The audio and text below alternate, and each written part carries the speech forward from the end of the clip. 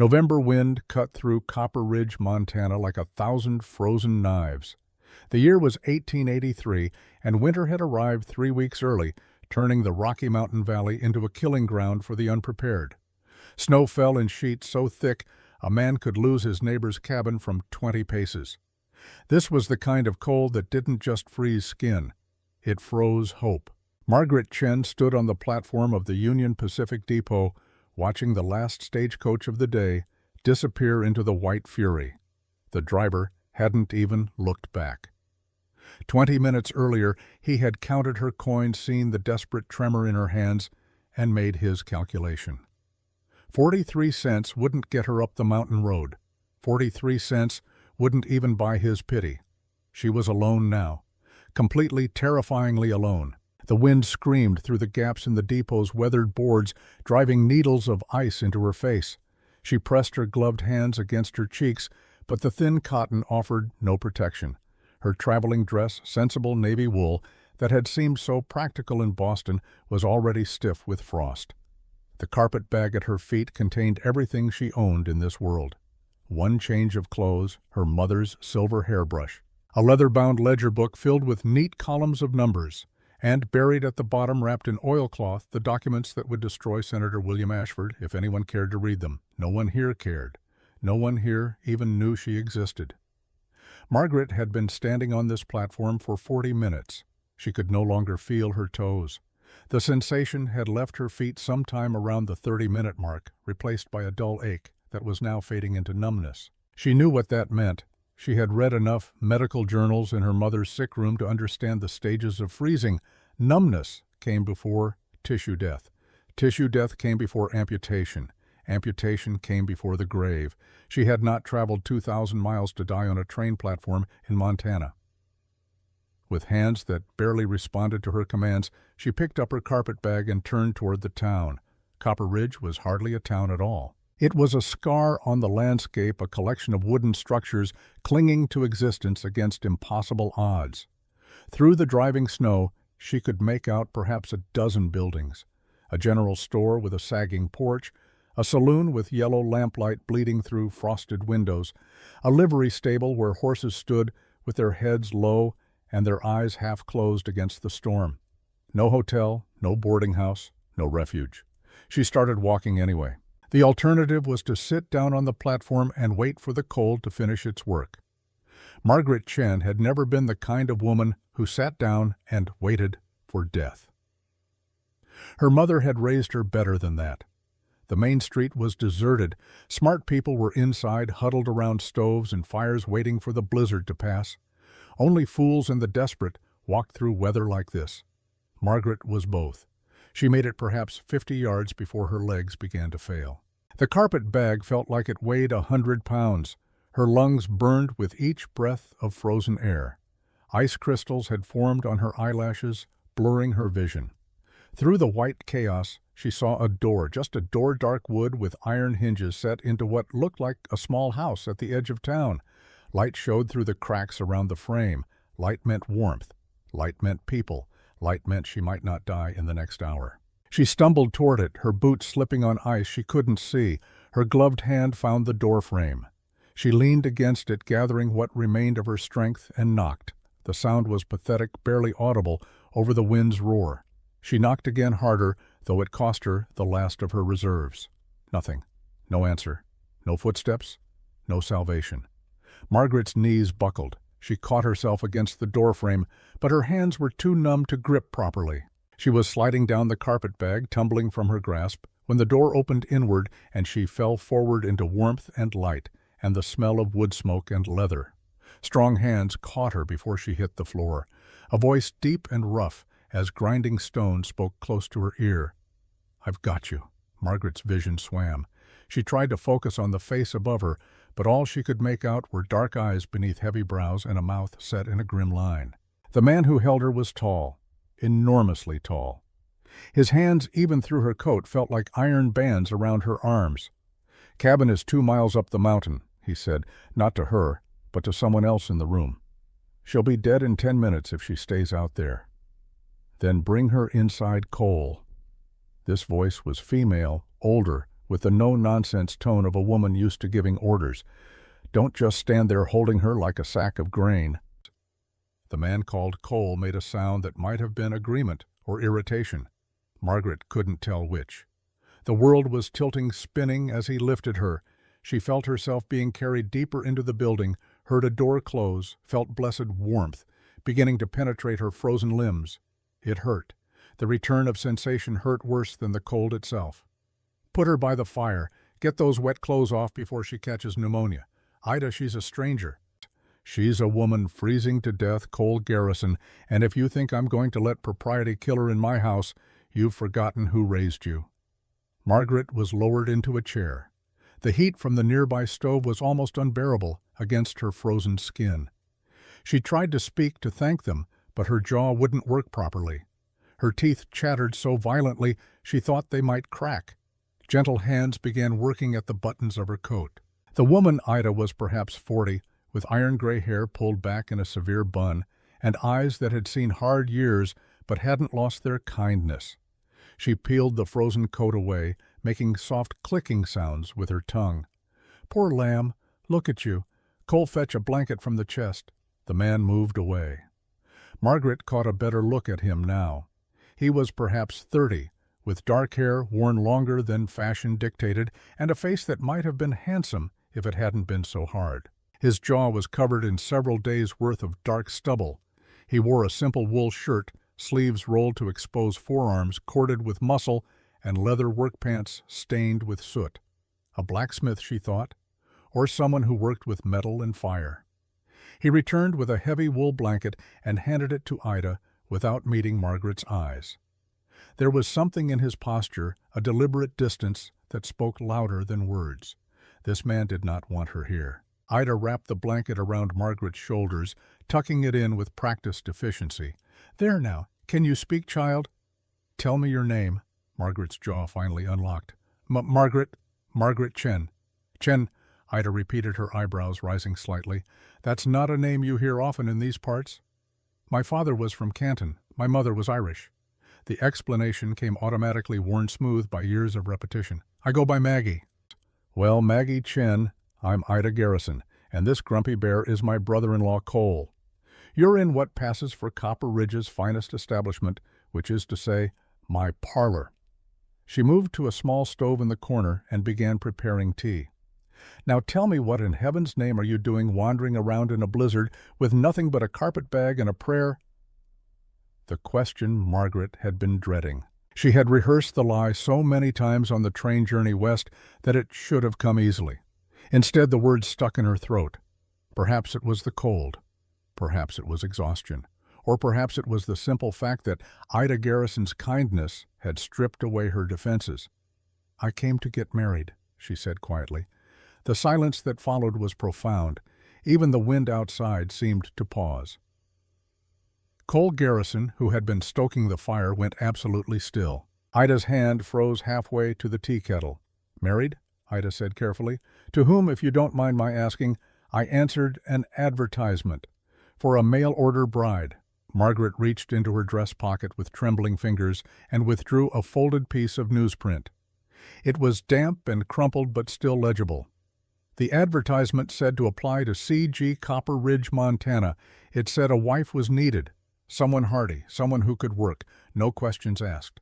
She held out the paper. Ida took it, unfolded it, and read it with an expression that shifted from confusion to realization to something that looked almost like guilty triumph.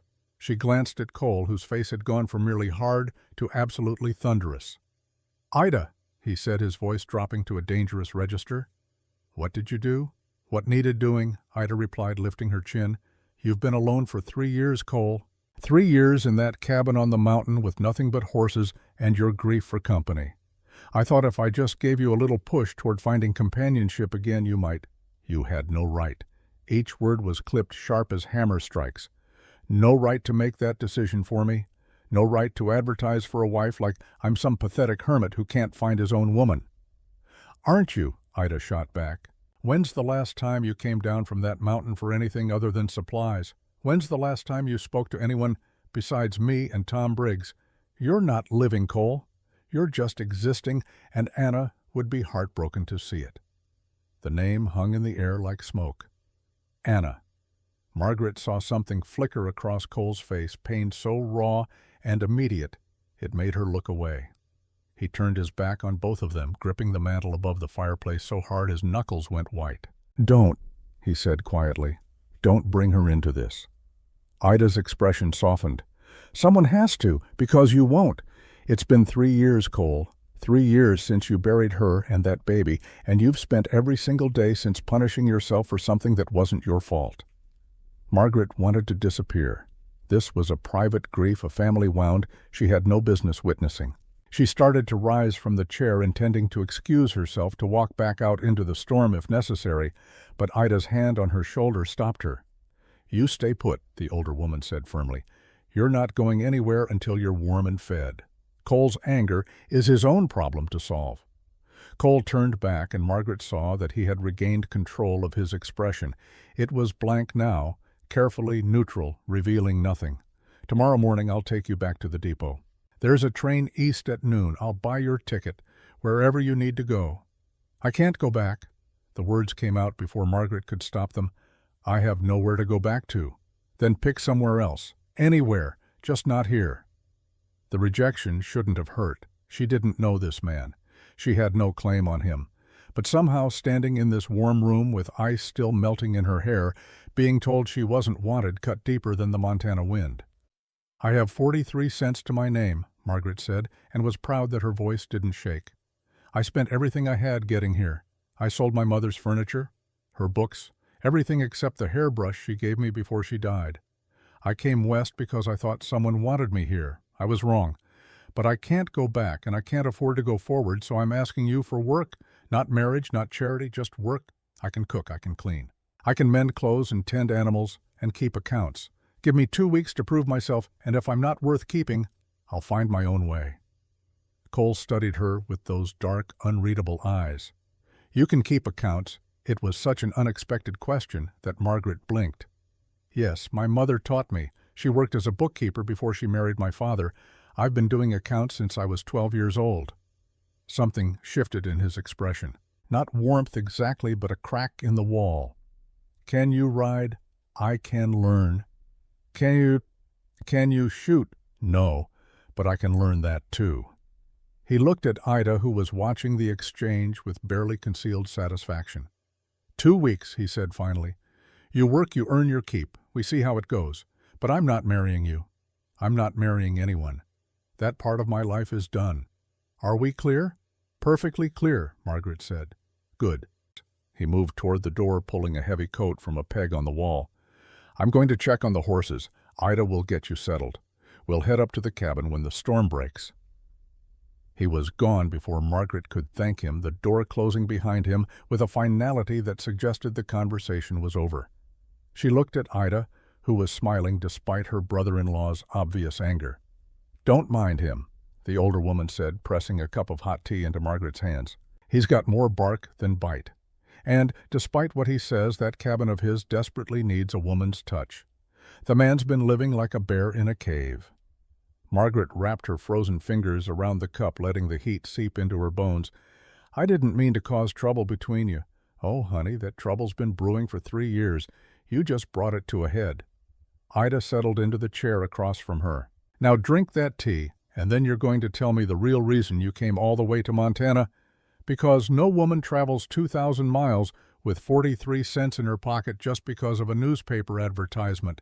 There's more to your story, and I'm patient enough to wait for it." Margaret sipped the tea. It was strong and sweet, cutting through the lingering chill in her chest.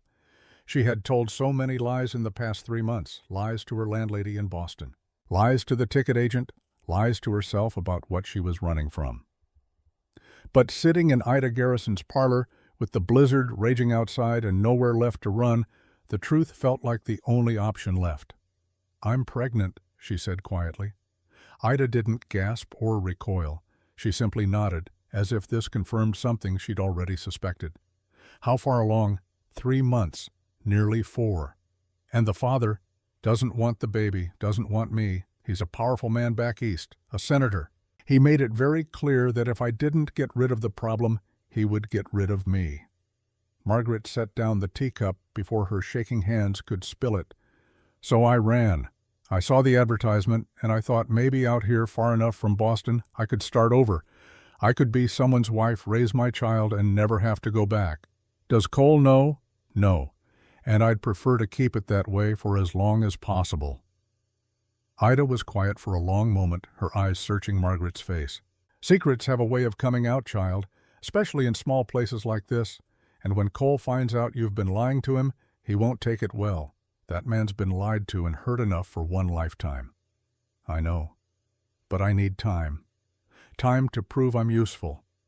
Time to make myself indispensable. Because when he finds out he's going to want to send me away, and I'll need every reason I can give him not to." "That's a dangerous game you're playing." "I'm already playing the most dangerous game there is," Margaret said. "I'm trying to stay alive with a powerful man who wants me dead. Everything else is just details." Ida stood smoothing her apron with decisive movements. "Well then, we'd better make sure you're useful enough to keep around. Come on. I'll show you where you'll be sleeping tonight, and tomorrow we'll see about getting you up that mountain."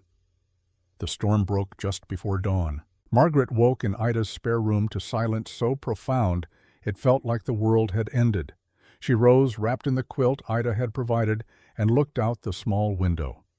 Snow covered everything pristine and untouched, transforming Copper Ridge into something almost beautiful. The sky was clear pale blue in the growing light, and the air had that crystalline quality that comes after a hard freeze. She dressed quickly in the clean clothes Ida had laid out, a simple cotton dress that was too big in the shoulders but would do for work. Her own traveling dress hung by the stove still damp, despite a night of drying. In the mirror above the washstand she barely recognized herself. Her face was thinner than it had been 3 months ago. Dark circles shadowed her eyes. But there was something else there, too.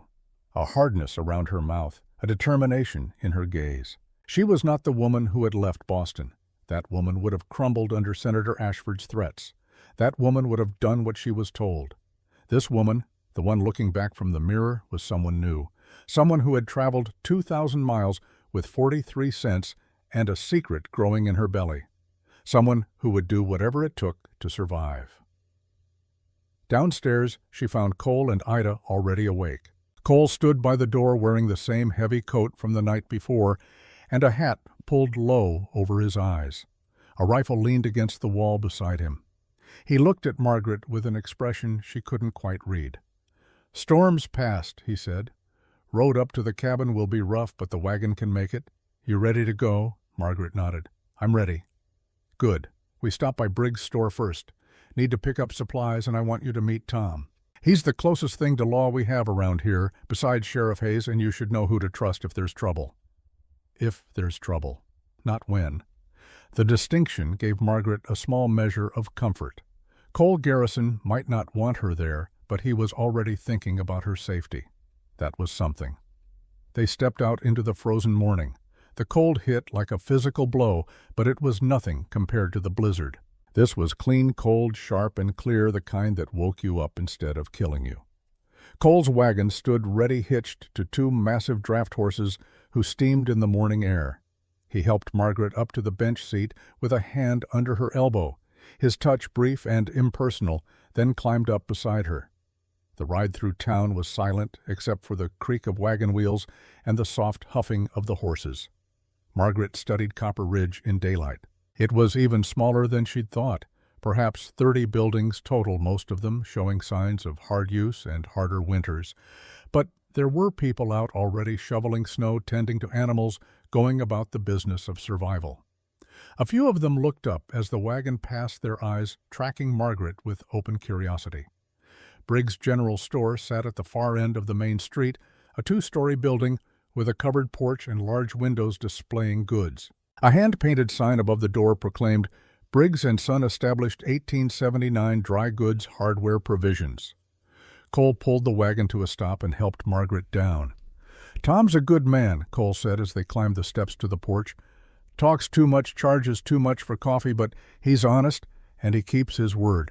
Town runs on credit this time of year. Everyone pays what they owe, come spring." He opened the door and warmth rushed out to meet them along with the smell of coffee, tobacco, and pickle brine. The interior was a organized chaos of shelves and barrels and crates. Fabric bolts stood in one corner, tools hung from the walls, sacks of flour and sugar were stacked near the counter, and behind that counter stood a man in his mid-50s, balding and heavy-set with wire-rimmed spectacles and a smile that seemed genuine. "Cole Garrison as I live and breathe," the man said. "Thought the storm might have blown you off that mountain of yours. And who's this lovely lady you've brought to brighten my morning? Tom Briggs, meet Margaret Chen. She'll be staying at the cabin for a while. Working for me." Tom's eyebrows rose. "Working for you?"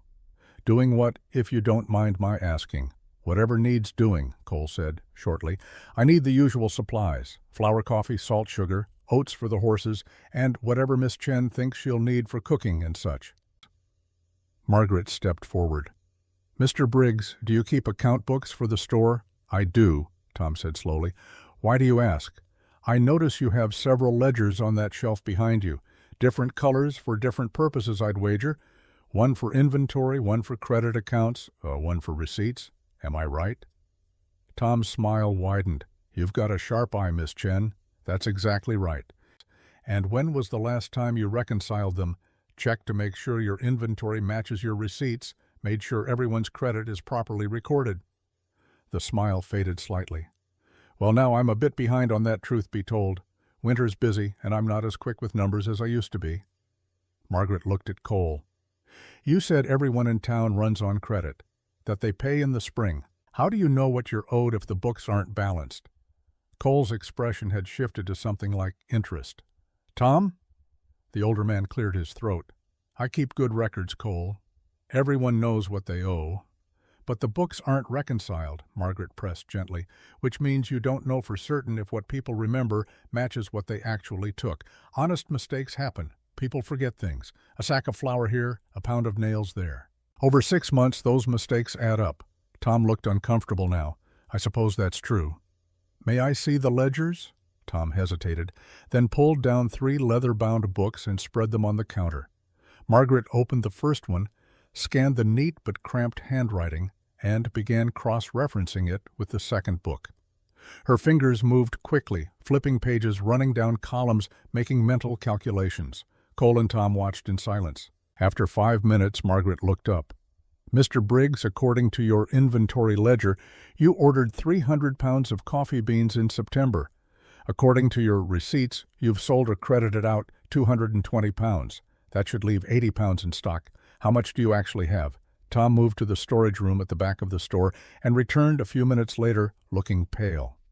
"About 40 pounds near as I can tell. So 40 pounds are unaccounted for. Either sold without being recorded or given on credit without being noted. At current prices, that's approximately $12 in missing revenue." She turned to the next ledger.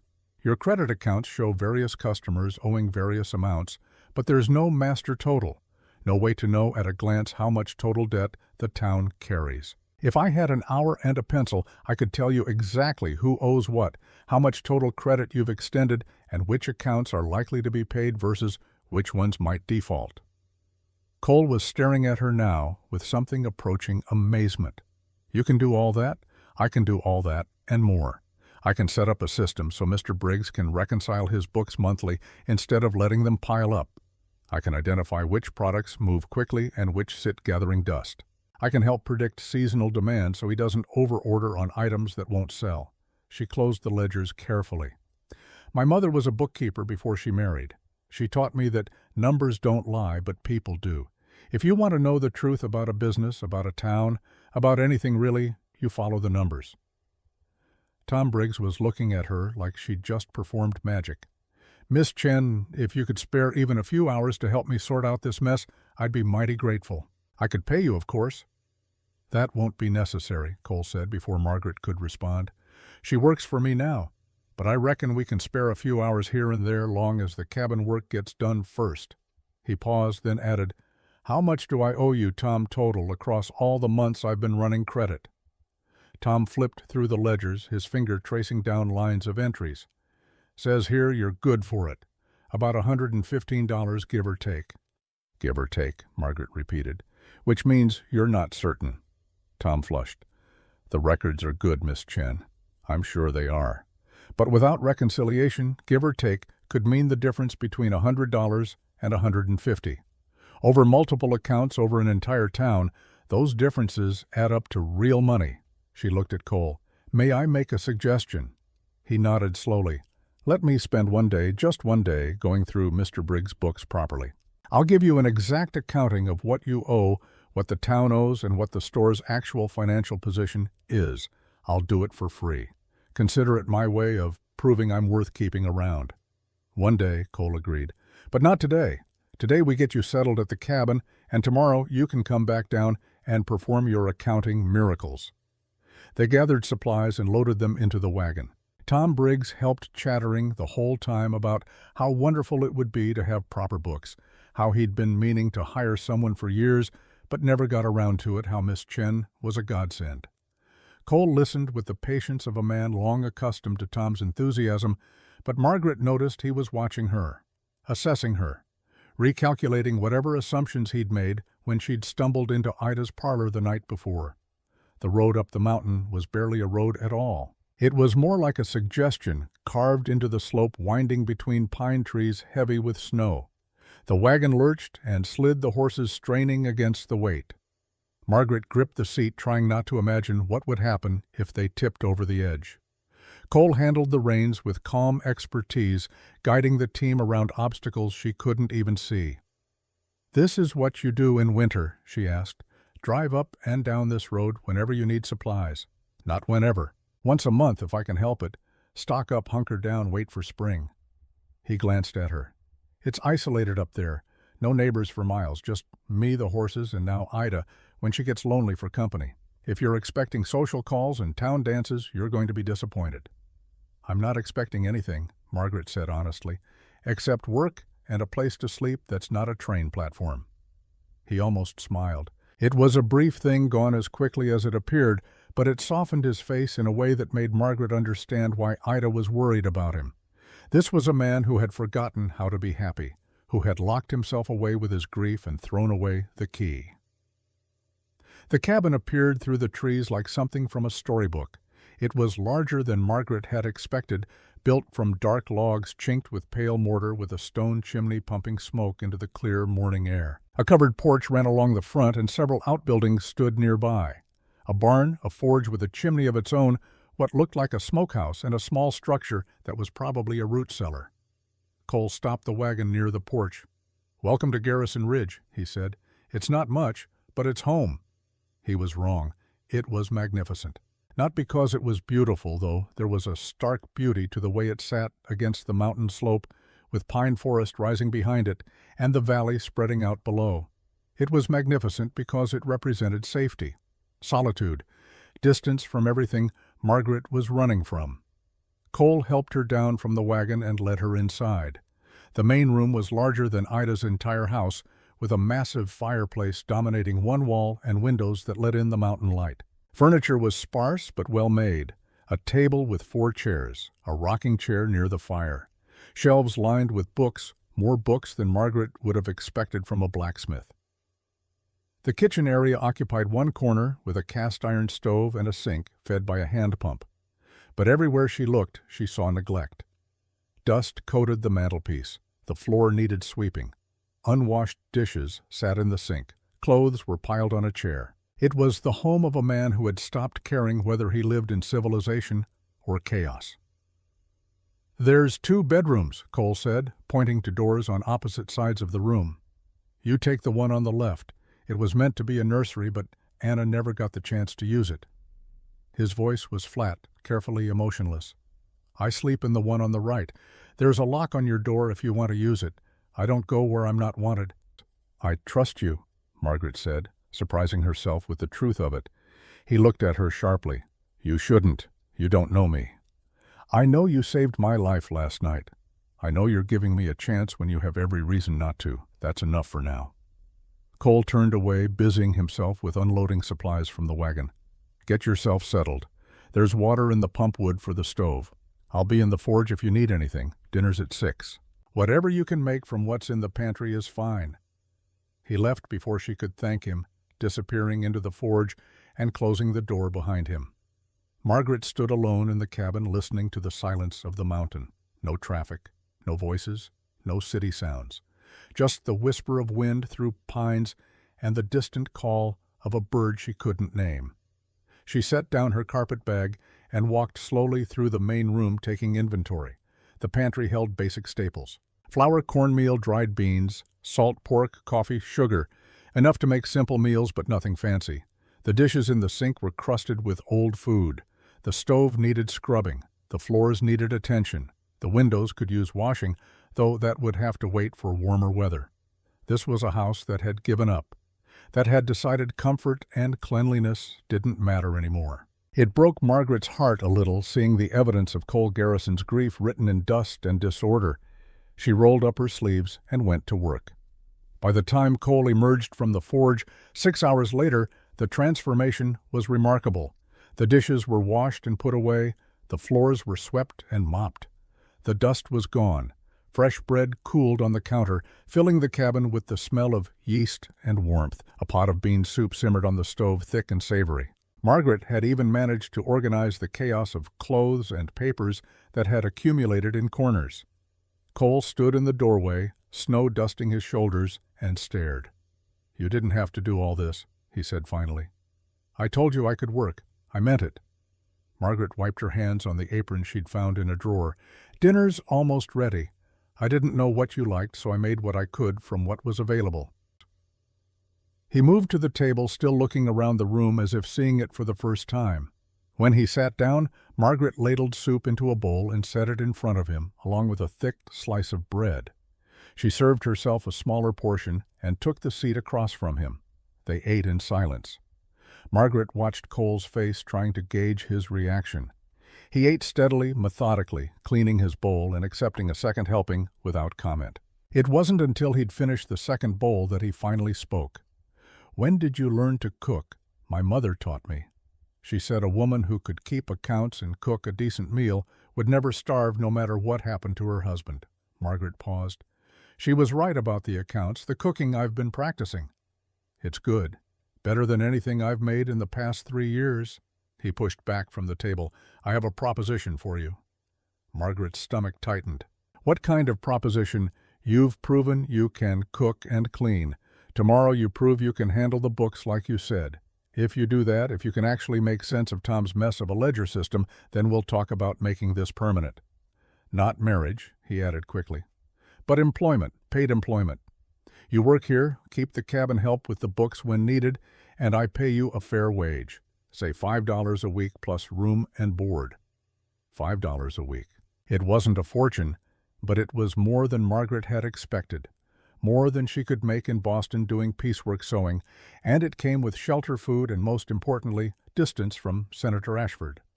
"What about when winter ends?" she asked.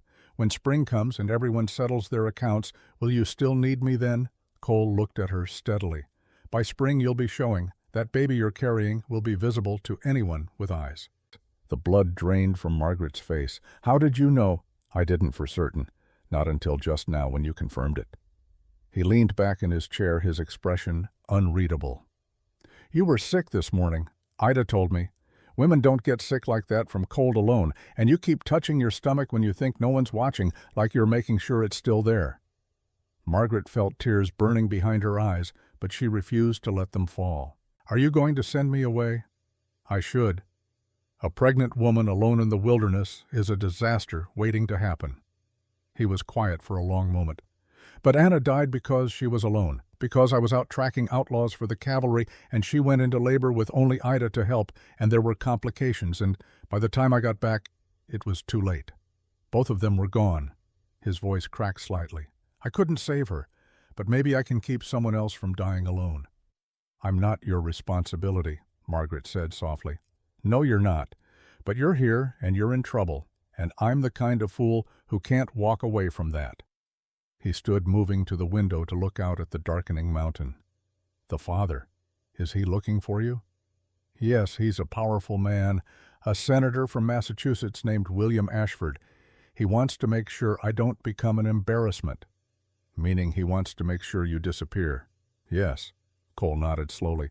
Then we'll need to make you disappear. Change your name, create a story. By the time spring comes and you're obviously pregnant, everyone in Copper Ridge will know you as someone else. Cole Garrison's housekeeper who came west to start over after her husband died. No one questions a widow in these parts. "Why are you doing this?" Margaret asked. "You don't owe me anything." He turned from the window, and in the fading light his face looked older than his years. "Because 3 years ago I failed someone who needed me, and I've spent every day since trying to figure out how to live with that. Maybe helping you is selfish. Maybe it's just me trying to fix something that can't be fixed, but I'm offering anyway. Take it or leave it." Margaret walked over to where he stood and extended her hand. "I'll take it. And thank you, Cole Garrison, for giving me a chance to prove myself." He took her hand, his grip firm and warm. "Don't thank me yet. Winter's long up here, and you might be cursing my name before spring comes." "I doubt that," Margaret said. "I've faced worse than a long winter." They stood there for a moment, two broken people making an unlikely alliance in a cabin on a mountain in Montana. Outside, the sun set behind the peaks, painting the snow pink and gold. Inside, the fire crackled, and the smell of bread lingered in the air. It wasn't home, not yet, but it was the closest thing to safety Margaret had felt in months. Tomorrow she would prove her worth with numbers and ledgers. Tomorrow she would begin building the lie that would protect her. But tonight, for the first time since leaving Boston, she allowed herself to believe that maybe, just maybe, she was going to survive this. And survival, Margaret had learned, was the first step toward something that looked almost like hope. Dawn came to Garrison Ridge with the kind of silence that made a person believe they were the last human on earth. Margaret woke in the small bedroom that had been meant for a child who never drew breath, wrapped in quilts that smelled faintly of cedar and lavender. Through the single window she could see the mountain rising above the cabin, its face stark white, against a sky so blue it hurt to look at. She dressed quickly in the cold air, pulling on the sturdy work dress Ida had given her, and the wool stockings she'd dried by the fire the night before. Her hands moved to her stomach, a gesture that was becoming automatic. 4 months now, maybe closer to 5. The changes were still subtle, easily hidden beneath layers of clothing, but they wouldn't stay that way. Time was a luxury she didn't have. In the main room, Cole was already awake, feeding wood into the stove. He glanced up when she emerged, nodded once, and returned to his task. A man of few words in the morning. Margaret appreciated that. She'd known too many men who filled silence with meaningless chatter as if quiet made them uncomfortable.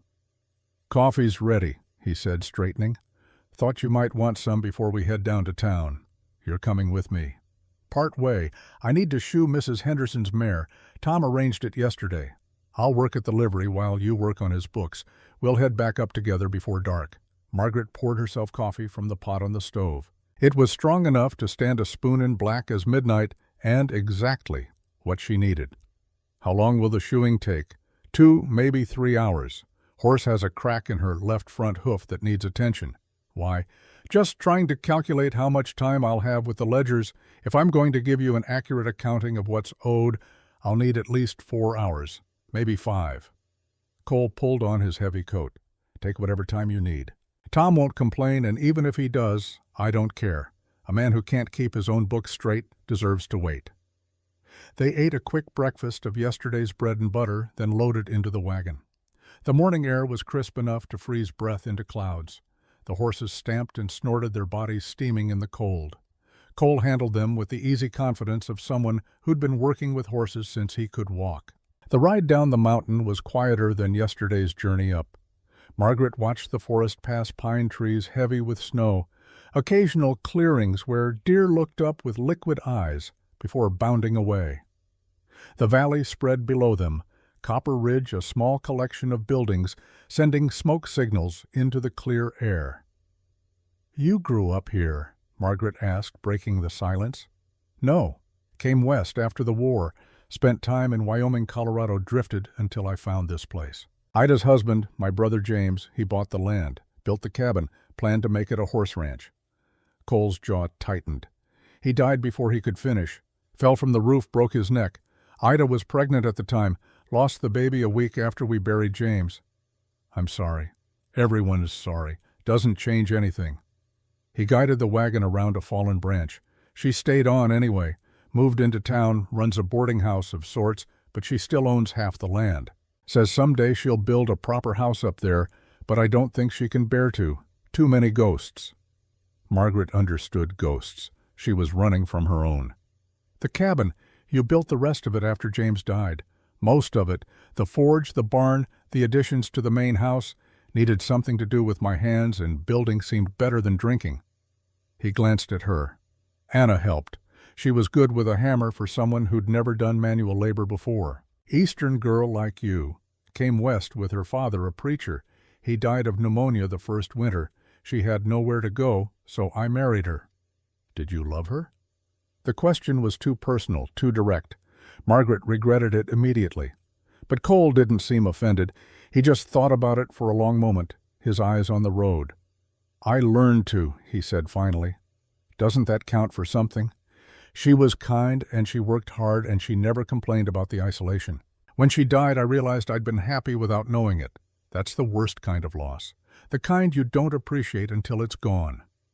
They reached Copper Ridge as the town was coming to life. Shopkeepers swept porches. A woman hung laundry despite the cold, the sheets freezing stiff on the line. Children ran past, chasing a dog, their laughter bright in the winter air.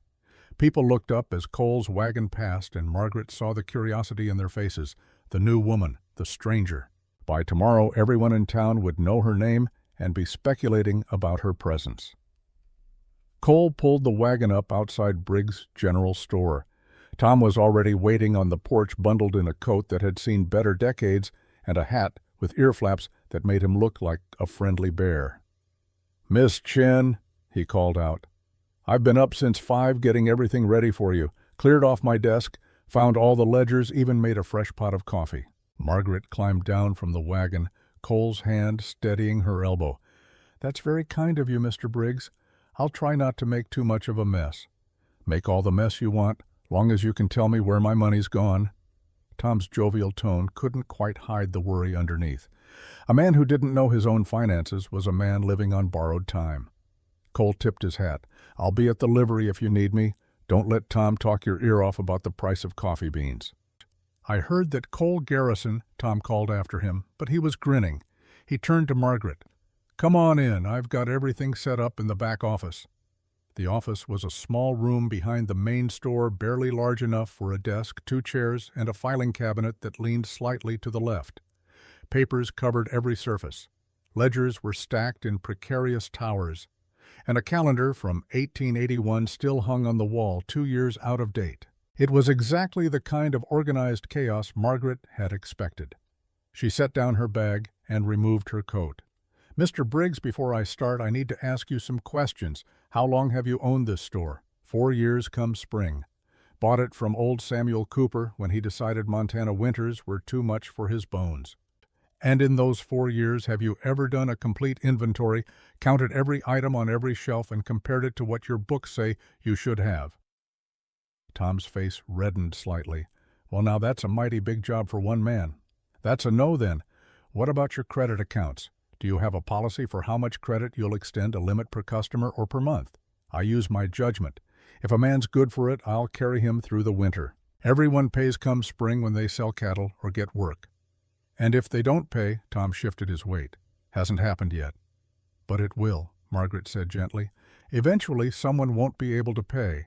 Someone will have a bad year, or they'll move away, or they'll simply decide they don't feel like settling their debt.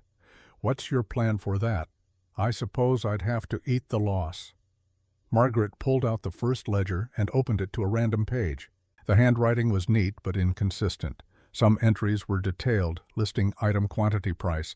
Others were vague. Miscellaneous goods $2, supplies $3.50. Impossible to track. "Here's what I'm going to do," she said, settling into the chair. "I'm going to create a master inventory list. Every item you stock, from nails to coffee to fabric, with current quantities and prices. Then I'm going to go through your credit ledger and create individual account sheets for each customer showing exactly what they've taken and when. Finally, I'm going to reconcile your receipts against your inventory to see where the discrepancies are. It's going to take most of the day, and I'm going to need you to answer questions as they come up. Can you do that?" "I can do that," Tom said, looking both relieved and terrified. "Whatever you need, Miss Chen." Margaret picked up a pencil and began to write. The work was methodical, almost meditative. Numbers didn't lie, didn't judge, didn't change their nature based on emotion or circumstance. They simply existed, waiting to be understood. Margaret moved through the ledgers with the focus of a surgeon dissecting each entry, cross-referencing, building a picture of the store's financial health. What she found was worse than she'd expected. Tom Briggs was a generous man, and generosity without accountability was a recipe for disaster. He'd extended credit to nearly every family in Copper Ridge, often without recording exact amounts or dates. Some accounts went back 3 years. The total debt owed to the store by Margaret's careful calculation was close to $800, in a town this small that represented a significant portion of the annual economy. But that wasn't the worst part. The worst part was the inventory. Based on what Tom had ordered versus what he'd sold, there should have been thousands of dollars worth of goods on the shelves.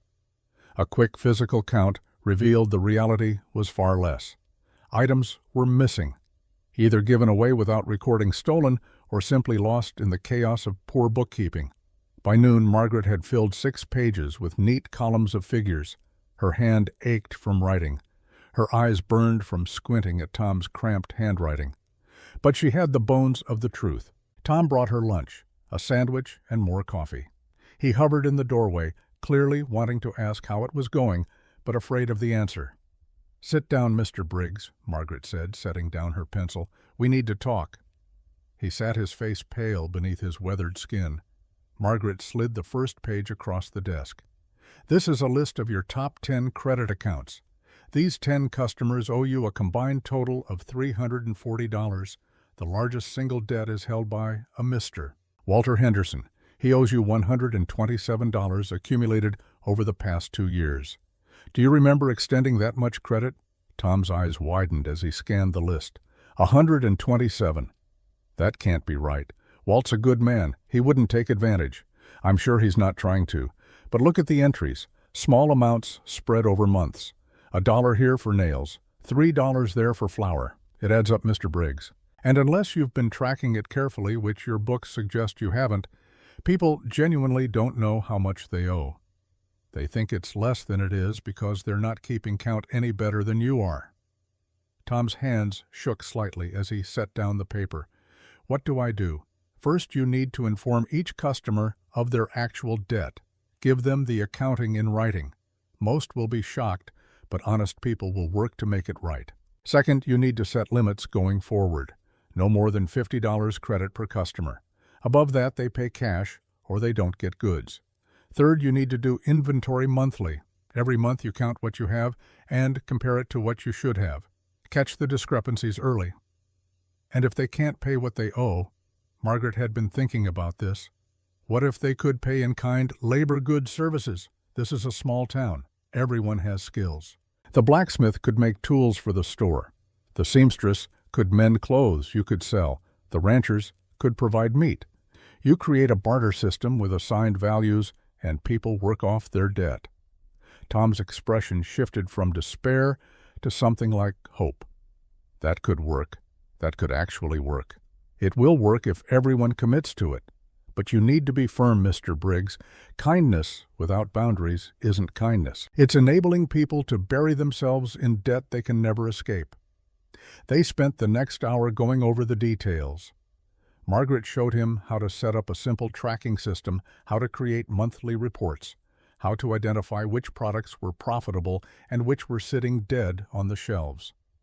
Tom absorbed it all with the eagerness of a man who'd been drowning and had just been thrown a rope. By 3 in the afternoon, Margaret's work was done. She'd created a complete financial picture of Briggs's general store, identified the problems and proposed solutions. Her head throbbed with exhaustion, and her lower back ached from sitting in the hard chair. But she felt the deep satisfaction of work well done. Tom walked her to the door, practically glowing with gratitude. "Miss Chen, I don't know how to thank you. What you've done here, it's saved my business, possibly my life." "You can thank me by implementing the system," Margaret said. "Numbers only work if you use them." Cole was waiting outside with the wagon. He'd cleaned up from his work, though the smell of horse and hot metal still clung to him. He helped Margaret up to the seat, his eyes searching her face. "How did it go? I'll tell you on the way up. Right now I just want to sit and not think about numbers for a while." They were halfway up the mountain when Margaret finally spoke. "Tom Briggs is owed over $800 in credit. His inventory is short by at least $300 worth of goods, and if he doesn't make changes soon, he's going to lose that store." Cole whistled low. $800, that's half the town. Nearly, but most of it's concentrated in 10 accounts. Your account included. You owe $115. You're certain. I double-checked. 3 years of accumulated purchases, flour, coffee, oats, hardware. Small amounts that added up. Cole was quiet for a long moment. "I can pay it. Not all at once, but I can work it off. I shoe horses for half the territory. Tom can send people my way, and I'll give him a percentage until the debt's settled." "That's exactly the kind of thinking that will save him," Margaret said. "If everyone approaches it that way, the store survives. If they don't, Copper Ridge loses its only source of supplies and everyone suffers." "You figured all this out in one day. Numbers are easier than people," Margaret said simply. "They follow rules. They make sense. People are complicated." "You're not wrong about that." Cole guided the horses around a patch of ice. "Tom's going to tell everyone in town about what you did. By tomorrow, you'll have half of Copper Ridge asking for help with their accounts. Is that a problem?" "Depends. Can you handle more work on top of keeping the cabin?" Margaret thought about it. The cabin work wasn't difficult, just neglected. Cooking, cleaning, basic maintenance. She could manage that in the mornings and still have afternoons free. "I think so. As long as people understand I'm not a miracle worker, I can organize their finances, but I can't make money appear out of thin air." "Fair enough." Cole pulled the wagon up in front of the cabin. "You did good today, Margaret Chen. Better than good. You might have just saved this town from economic collapse." "I just did math, Cole. The town has to save itself." But as she climbed down from the wagon and looked at the cabin, she felt something unfamiliar stirring in her chest. Not quite pride, but close. For the first time in months, she'd done something meaningful. Something that helped people instead of just helping herself survive. It felt good in a way she'd almost forgotten was possible. That night after dinner, Cole surprised her. He pulled a rifle down from the rack above the fireplace and set it on the table. "This is a Winchester Model 1873, he said. "Holds 15 rounds accurate to about 300 yards in the right hands. Tomorrow I'm teaching you to shoot it." Margaret stared at the weapon. "I thought you were joking about that." "I don't joke about survival. You're living in the wilderness now, Margaret. There are wolves, bears, mountain lions, and possibly worse. Men looking for a pregnant woman who ran away from a senator. You need to be able to protect yourself when I'm not here. I've never fired a gun in my life. Then tomorrow you'll learn." He picked up the rifle and demonstrated how to load it, his movements practiced and sure. "It's not complicated. Point, aim, breathe, squeeze. Don't pull the trigger, squeeze it. Pulling jerks the barrel and ruins your shot." Margaret watched his hands, the way they moved over the weapon, with casual familiarity. "You were in the war, cavalry. Spent 4 years hunting Confederate raiders through Missouri and Kansas. After that, I hired on as a deputy marshal in Wyoming. Tracked outlaws for 3 more years before I got tired of killing and came here." He set the rifle down. "I'm not proud of everything I did, but I learned how to survive, and now I'm going to teach you." The next morning dawned clear and cold. After breakfast, Cole led Margaret to a clearing about 100 yards from the cabin. He'd set up Target's old bottles balanced on a fallen log, and he carried the Winchester with the ease of long practice. "First rule," he said, "always assume a gun is loaded, even if you just checked it. Even if someone tells you it's empty, you treat every gun like it's ready to fire. Second rule, never point it at anything you don't intend to kill. Third rule, know your target and what's beyond it. A bullet doesn't stop just because you missed." He spent 20 minutes teaching her the basics. How to hold the rifle, how to sight down the barrel, how to control her breathing. His instructions were clear and patient, and when he stood behind her to adjust her grip, his hands on her shoulders to correct her stance, Margaret was surprised to find the contact didn't make her uncomfortable. Cole Garrison was the first man she'd been near in months who didn't make her want to run.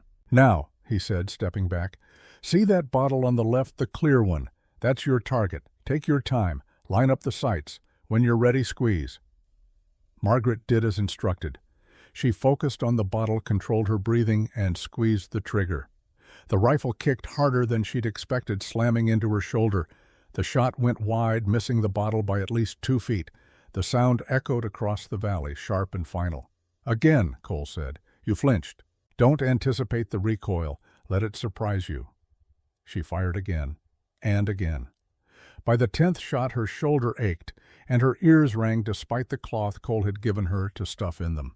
But the 11th shot shattered the clear bottle into 1,000 sparkling pieces. "There," Cole said, and she heard approval in his voice. "You're a natural. My shoulder would disagree. Your shoulder will toughen up. Keep practicing, and in a month you'll be able to hit a moving target." He reloaded the rifle with quick, efficient movements. "Now you try loading it yourself." They practiced for 2 more hours. By the time they walked back to the cabin, Margaret's arms trembled with fatigue, but she could load and fire the Winchester with reasonable competence. More importantly, the weapon no longer terrified her. It was just a tool like a knife or a hammer, dangerous if misused, but useful in the right hands. "Why are you doing this?" Margaret asked as they reached the porch.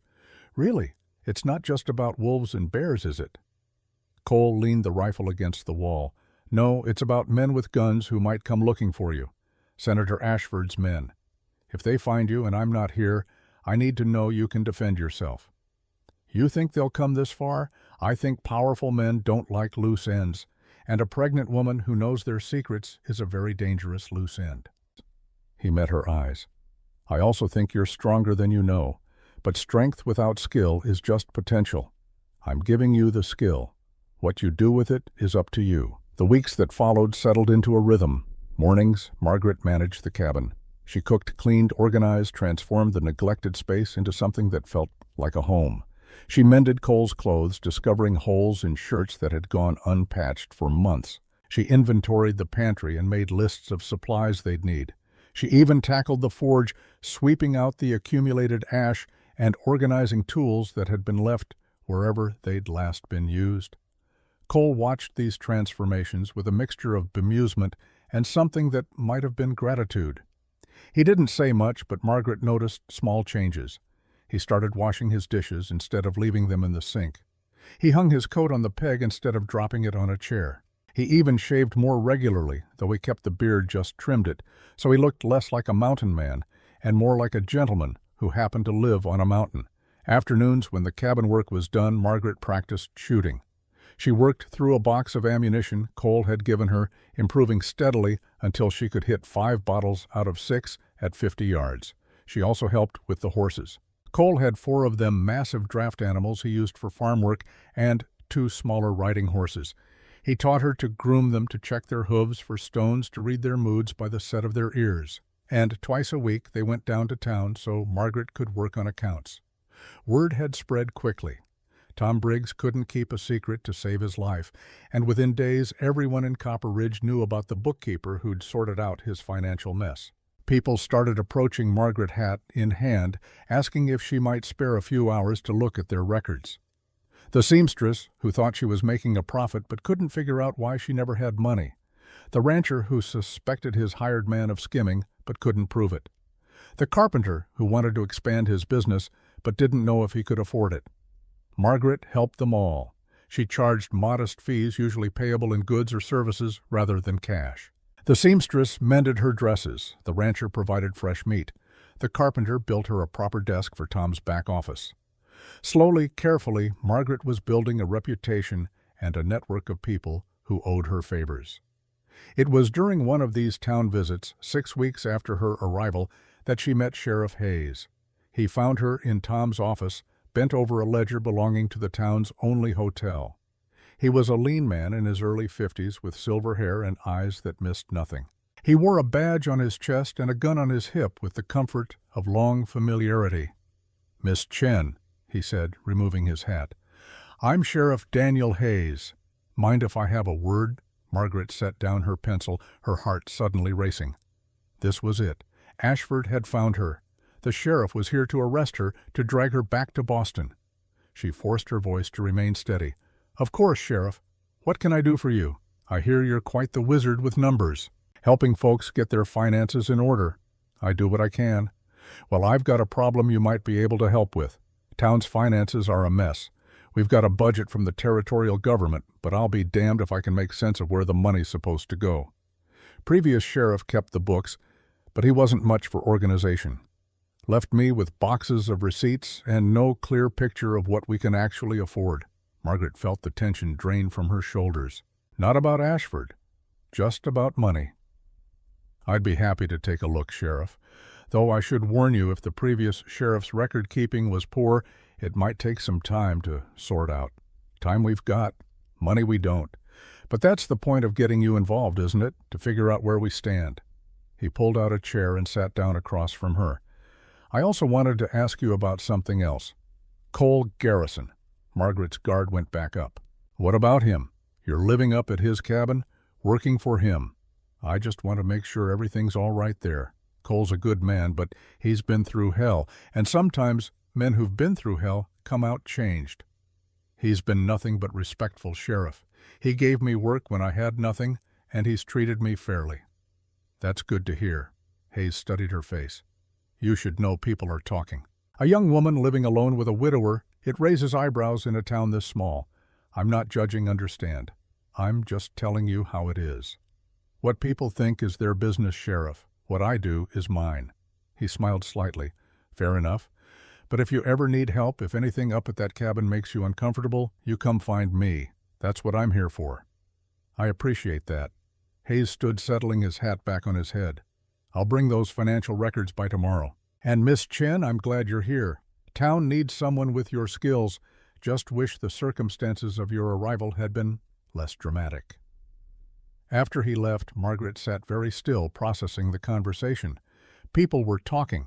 Of course they were.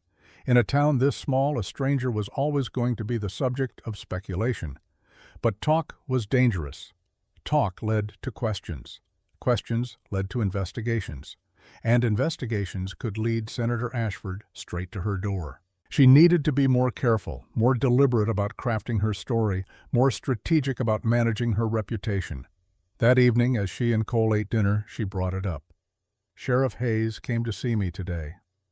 Cole's hand paused halfway to his mouth. What did he want? Help with the town's finances. But he also wanted to make sure you weren't mistreating me. Daniel's protective.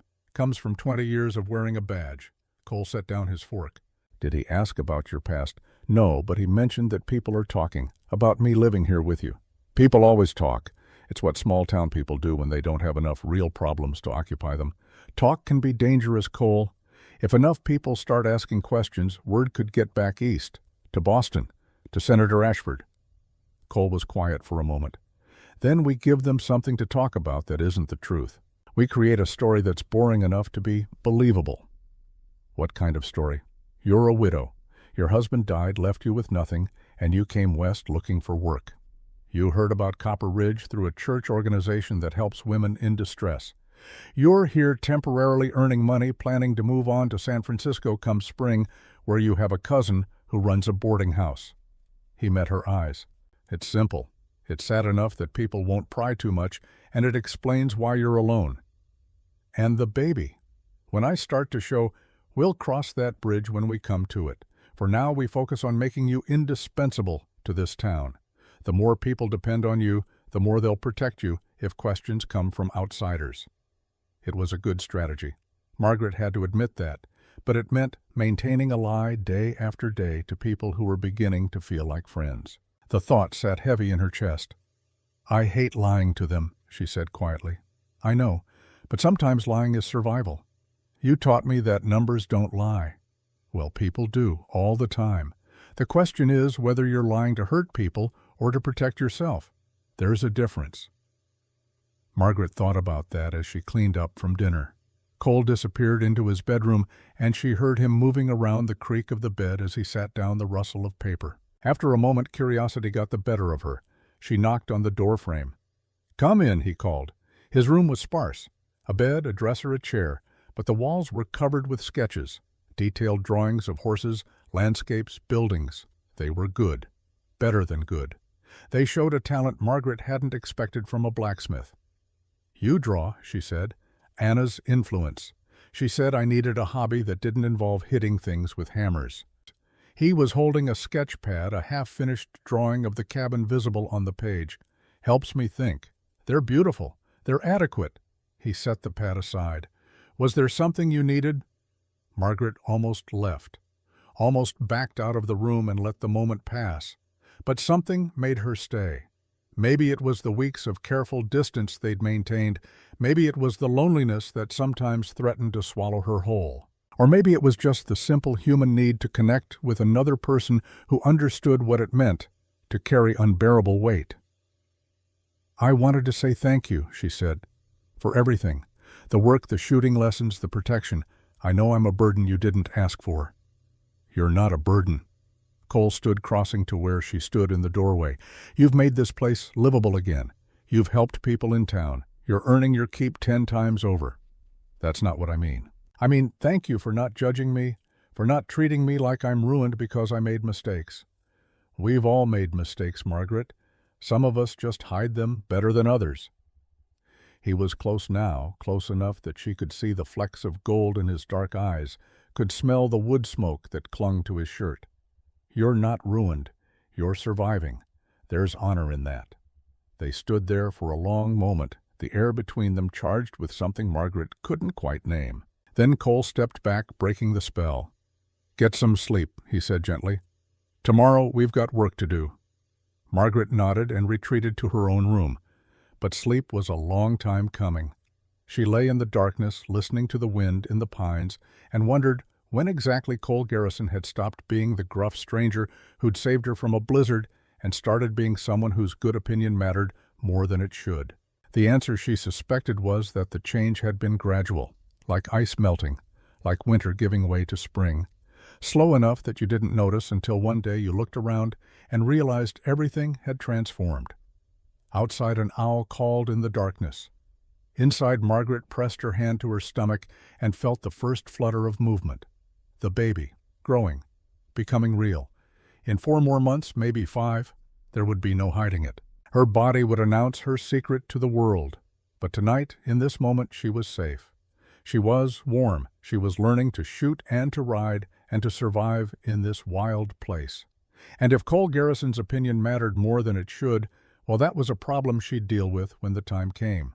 For now, survival was enough. Spring came to Montana the way it always did, not with gentle warmth, but with a violent argument between winter and summer. Snow melted in rushing torrents down the mountain, turning every creek into a river and every path into a muddy quagmire. The air warmed during the day, then froze again at night, creating a cycle of thaw and freeze that made travel treacherous and tempers short. Margaret stood at the cabin window, watching water drip from the eaves in a steady rhythm. 5 months now, nearly 6. Her body had begun the transformation she'd been dreading. The swell of her belly was no longer something she could hide beneath loose dresses and careful posture. When she moved, people noticed. When she bent to pick something up, she had to adjust her balance. The baby was real now, insistent, making its presence known with kicks and rolls that sometimes took her breath away. Cole had noticed, of course. He'd said nothing, but she'd caught him watching her with an expression she couldn't quite read. Concern, maybe, or calculation. Trying to figure out how this complication would change their careful arrangement. The town had noticed, too. Ida had been the first to say something, pulling Margaret aside during a visit to Copper Ridge 2 weeks ago. "Child," she'd said, her voice low and urgent, "how much longer are you planning to keep this secret you're showing? Anyone with eyes can see it." "I know," Margaret had replied.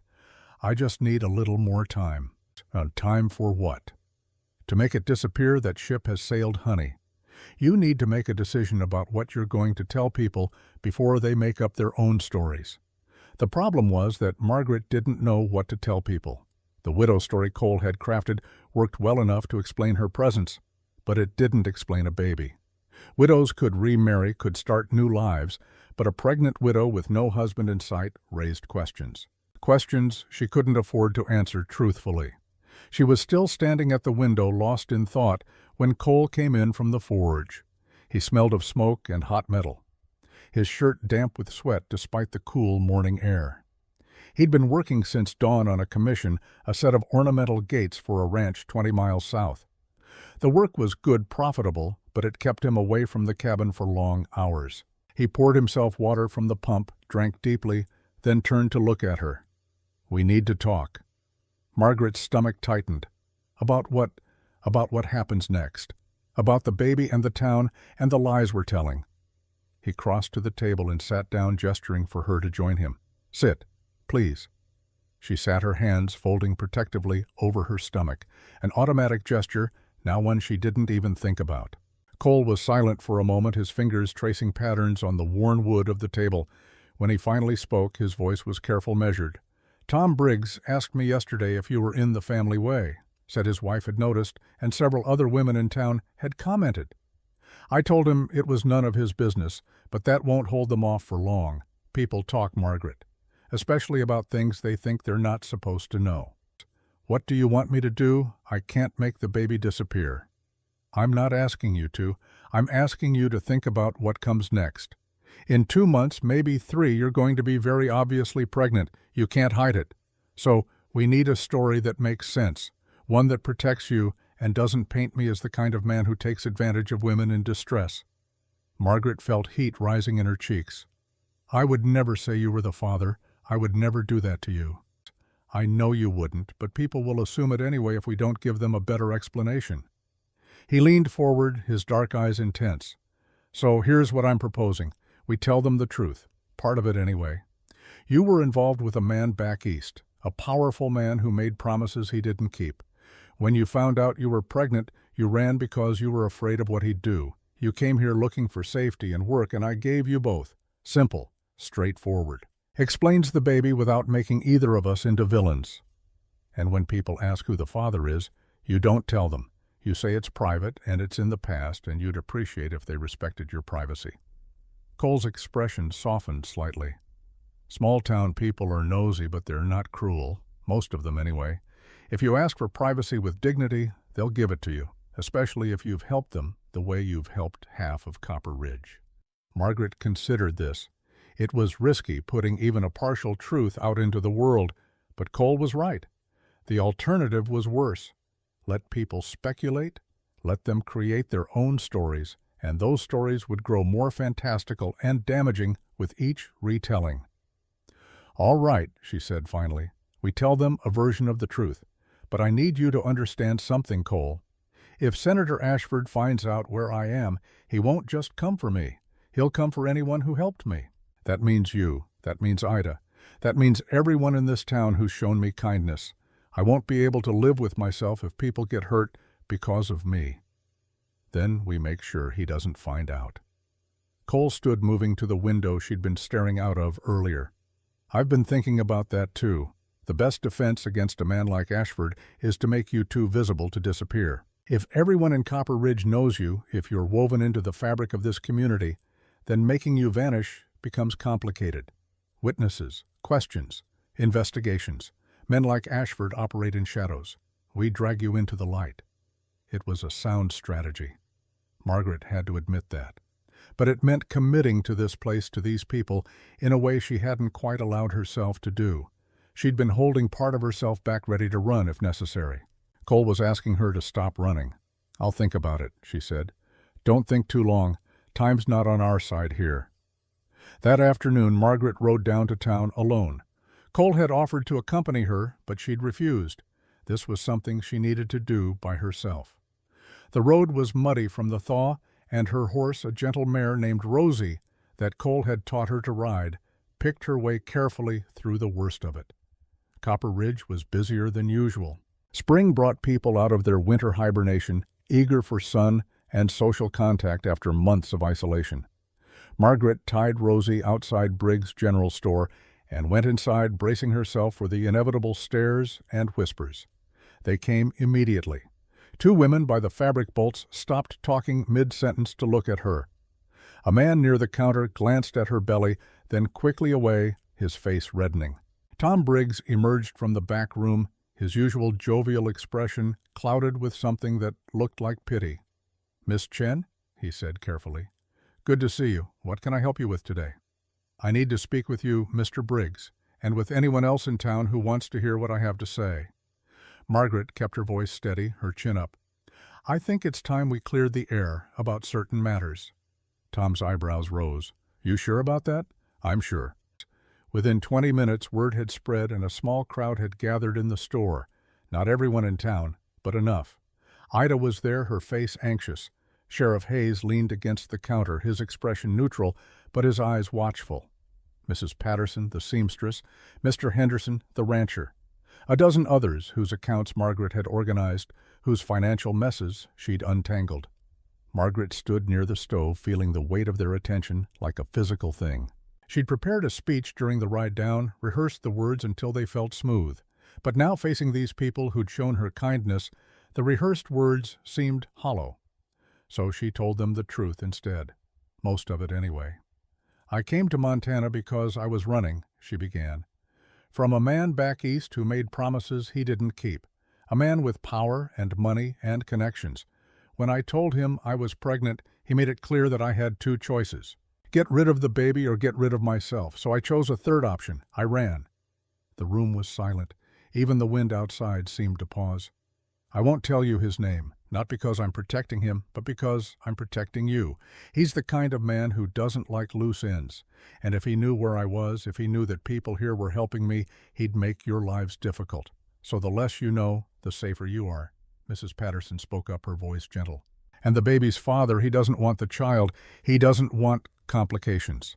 In his world, children outside of marriage are complications to be eliminated, not blessings to be celebrated. Does Cole know?" This from Mr. Henderson. "Cole knows everything. He gave me work and shelter when I had neither. He's been nothing but honorable, and I won't have anyone thinking otherwise." Sheriff Hayes pushed off from the counter. "This man who's looking for you, do you think he'll find you?" "I think he'll try. I took something when I left. Documents that prove he's been embezzling from the government. Insurance in case he came after me. But insurance only works if I'm alive to use it." A murmur ran through the crowd. Embezzlement, government corruption. These were serious accusations. "Why should we believe you?" someone called from the back. Margaret couldn't see who. "You shouldn't," Margaret said simply. "You should be skeptical. I'm a stranger who showed up in a blizzard with a carpet bag and a story. But I've spent the past 5 months proving myself. I've helped many of you organize your finances, save your businesses, understand your debts. I've asked for nothing in return except the chance to work and earn my keep. Judge me by my actions, not by my words." Ida stepped forward, then her face set with determination. "I'll vouch for her. Cole will too. This girl's been nothing but helpful since she arrived. And if some eastern dandy thinks he can come to Montana and push her around, he's got another think coming." "Agreed," Tom Briggs said. "Miss Chen saved my store. I was drowning in debt and didn't even know it. She pulled me out. Far as I'm concerned, she's earned her place here." One by one, others spoke up. The seamstress whose books Margaret had organized, the carpenter who'd been about to expand his business at exactly the wrong time until Margaret showed him the numbers. The hotel owner who'd discovered he was being robbed by his own clerk thanks to Margaret's audit. Not everyone was convinced. A few faces remained skeptical, dubious, but the majority, the ones who mattered, were on her side. Sheriff Hayes was the last to speak. "Miss Chen, if this man does come looking for you, if there's any trouble, you come to me immediately. I don't care how powerful he is back east. Out here, the law is the law, and I enforce it. Understand?" "I understand, Sheriff." "Thank you." The crowd dispersed slowly, people returning to their shopping or their homes, but several stopped to speak with Margaret first. Words of support. Offers of help. Mrs. Patterson even hugged her, whispering, "You're braver than you know, child."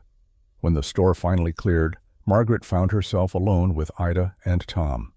She felt hollowed out, exhausted by the emotional weight of the confession.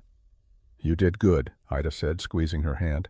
"Telling the truth, even part of it that took courage." "Or stupidity," Margaret said. "Now everyone knows I'm hiding from someone dangerous." "Now everyone knows you're one of us," Tom corrected. "And we take care of our own in Copper Ridge. Always have, always will." Margaret rode back up the mountain as the sun was setting, painting the snow-covered peaks in shades of gold and rose. She was halfway to the cabin when she saw Cole waiting on the road ahead, sitting on his horse like he'd been there for hours. "Heard you caused quite a stir in town," he said as she drew alongside him. "News travels fast." "Always does. Sheriff Hayes rode up to tell me what happened. Said you handled yourself well." Cole turned his horse to ride beside her. He also said, "Half the town is ready to form a militia if Senator Ashford shows his face here. That's ridiculous. They barely know me." "They know enough. You helped them when they needed it. That counts for more than blood in places like this." He was quiet for a moment. "You were brave today, Margaret, braver than I would have been in your position." "I didn't feel brave. I felt terrified." "Brave and terrified aren't opposites. They're partners. You can't have one without the other." They rode in comfortable silence the rest of the way to the cabin. When they arrived, Cole helped her down from the horse with a steadying hand on her elbow. She'd grown clumsy with the added weight, her center of balance shifting daily. Inside, she found the cabin transformed. Flowers, early wildflowers that shouldn't have bloomed for another few weeks, sat in a jar on the table. The fire was already lit. And on the counter, wrapped in cloth, was something that made Margaret's breath catch. She crossed to it slowly, unwrapping the cloth to reveal a rose. But not a real rose. This one was forged from iron, every petal hammered and shaped with meticulous care. The stem was twisted metal, the thorns small and sharp. It was beautiful in a way that transcended the material, transforming cold iron into something that looked almost alive. "I've been working on it for 2 weeks," Cole said from behind her. "In the evenings, after you went to bed, kept burning my fingers, getting the petals thin enough." Margaret turned to face him, the iron rose cradled in her hands. "Why, because real flowers die. They wilt and fade and turn to dust. But iron lasts. Iron endures." He stepped closer, and Margaret saw vulnerability in his eyes that she'd never seen before. "These past 5 months you've changed everything about this place. About me.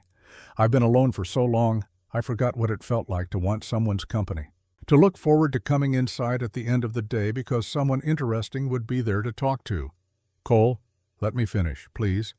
He took a breath. "When you first arrived, I told you I was done with marriage. That part of my life was over. I believed that. I wanted to believe it because believing it meant I didn't have to risk getting hurt again. But you made me realize something. I wasn't protecting myself from pain. I was protecting myself from living." Margaret's heart was hammering against her ribs.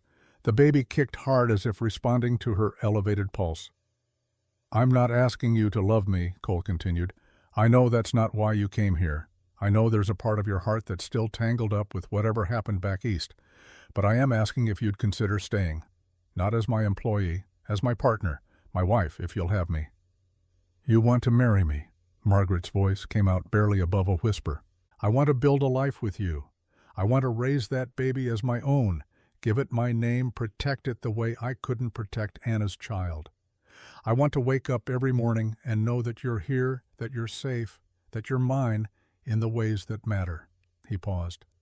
"But more than that, I want you to want to be here, not because you're running from something, but because you're running toward something, toward a future that looks different than the past."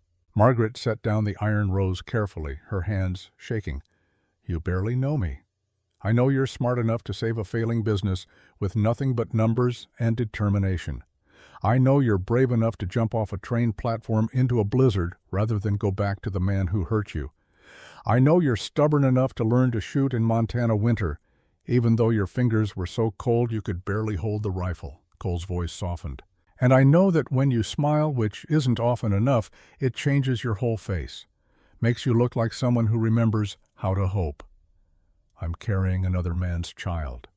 "I know, and I'm asking to be that child's father anyway. Not biologically, but in every other way that counts. Love, protection, guidance, the things a father's supposed to provide." He reached out, hesitating, then took her hand in his. "Margaret Chin, I'm not offering you a fairy tale. I'm offering you a partnership. Hard work, long winters, and the constant challenge of building something from nothing. But I'm also offering you safety, family, a place to belong that's yours by choice, not by circumstance. Margaret looked down at their joined hands. Cole's palm was calloused from years of working metal, scarred in places from burns and cuts. Strong hands, capable hands, hands that had pulled her from a blizzard, taught her to shoot forged beauty from iron. "I don't know if I can love you," she said honestly. "Not the way you deserve, not the way Anna did. I'm not asking you to be Anna. I'm asking you to be yourself. And if love comes, it comes. If it doesn't, well, I've learned that respect and partnership can build something just as strong as passion. Maybe stronger because it's based on choice instead of chemistry." The baby kicked again, harder this time. Margaret placed her free hand on her stomach, feeling the life moving inside her. A life that would need a father, a name, protection from a world that judged children for the circumstances of their birth. "If I say yes," she began slowly, "it can't be a lie. Not to the town, not to each other. If we're going to do this, it has to be real. A real marriage, a real commitment. I won't be kept like a secret or treated like a convenience. I wouldn't want you to be. When I marry you, Margaret, it'll be in front of the whole town. In the church with Reverend Michaels officiating and everyone watching. I want witnesses. I want it legal and binding and public. No shadows, no secrets. And the baby will be a garrison. The moment we say our vows, that child becomes mine in the eyes of the law and God. No one will ever be able to take it from you. No one will ever be able to use it against you." Margaret thought about Senator Ashford, about his cold eyes and colder threats, about the power he wielded back east and the danger he represented. If she married Cole, if she took his name and made Montana her home, she'd be cutting her last tie to Boston. There would be no going back. But there was nothing to go back to. She'd known that the moment she'd stepped onto the train 5 months ago. Boston was death. Montana was life. The choice, when she really looked at it, wasn't a choice at all. "Yes," she said, and watched Cole's face transform with joy. "Yes, I'll marry you." He pulled her close carefully, mindful of her swollen belly, and held her like she was something precious. Margaret rested her head against his chest, listening to the steady rhythm of his heartbeat, and felt something shift inside her. Not love, not yet, but the beginning of it, the seed of something that might grow into love, given time and care and the kind of partnership Cole was offering. They stood there for a long moment, holding each other in the cabin that had become home. Outside, spring was winning its battle against winter. Inside, two damaged people were choosing to build something new from the wreckage of their pasts. "When?" Margaret asked finally. "Soon, before you get any bigger and can't fit into a wedding dress." Cole pulled back, grinning. "Next Sunday. That gives us a week to prepare. Ida will be thrilled. She's been waiting for an excuse to plan a wedding since I came to Montana. A week isn't very long." "Long enough. I don't need fancy. I just need you me a preacher and witnesses." He picked up the iron rose and placed it in her hands again. "This is for you. A promise that what we're building will last longer than flowers, longer than words, as long as iron endures." Margaret held the rose, feeling the weight of it, the cool metal warming in her grip. "I'll treasure it," she said. "Always." The week that followed passed in a blur of activity. Ida descended on the cabin like a benevolent tornado, bringing fabric and flowers and opinions about everything from the menu to the music. The wedding would be simple, she declared, but it would be done right. Margaret would wear a dress that Ida had worn at her own wedding, altered to accommodate the baby. Cole would wear his best suit, the one he'd bought for funerals but never weddings. Reverend Michaels would officiate. The entire town was invited. "Everyone?" Margaret had asked, alarmed. "Everyone," Ida confirmed. "This is Montana, honey. Weddings are community events. Besides, the more people who see you married, the more people who'll stand up for you if trouble comes." Margaret spent her days helping Ida with preparations, and her evenings with Cole learning the rhythms of partnership. They talked about the future, about how they'd manage the cabin and the forge, about what they'd tell the baby when it was old enough to ask questions. They talked about names, Sarah for a girl after Cole's mother, James for a boy after Ida's late husband. And slowly, carefully, they began to build the intimacy that would sustain a marriage. Not physical intimacy, not yet. Margaret wasn't ready for that, and Cole respected her boundaries, but emotional intimacy. The sharing of fears and hopes and dreams, the learning of each other's habits and quirks. Cole, Margaret discovered, was an early riser who liked his coffee strong enough to dissolve spoons. He read voraciously everything from agricultural journals to poetry. He had a dry sense of humor that emerged when he was comfortable catching Margaret off guard with observations that made her laugh, and he was patient in ways she hadn't expected, never pushing her to be more than she was ready to be. Margaret, for her part, was learning to let her guard down, to trust that Cole meant what he said, that his protection wasn't a trap, but a gift. She told him stories about her mother, about growing up half Chinese in Boston, where neither the white community nor the Chinese community fully accepted her. She told him about the ledgers her mother had taught her to keep, about the beauty of numbers that never lied. She even told him haltingly about Senator Ashford. Not everything, but enough. "Do you think he'll come?" Cole asked one evening as they sat by the fire. "I don't know. Part of me hopes he'll just let me go decide I'm not worth the trouble. But the documents I took, they're damning. If they ever became public, they'd destroy him. So yes, I think eventually he'll come, or send someone. Then we'll be ready. You, me, Sheriff Hayes, and everyone in this town who owes you a debt. He might be powerful back east, but out here he's just another man who made bad choices." Sunday arrived with clear skies and unseasonable warmth. Margaret woke before dawn, nerves fluttering in her stomach. Today, she would marry Cole Garrison. Today, she would become Margaret Garrison wife and soon-to-be mother-woman of Montana instead of fugitive from Boston.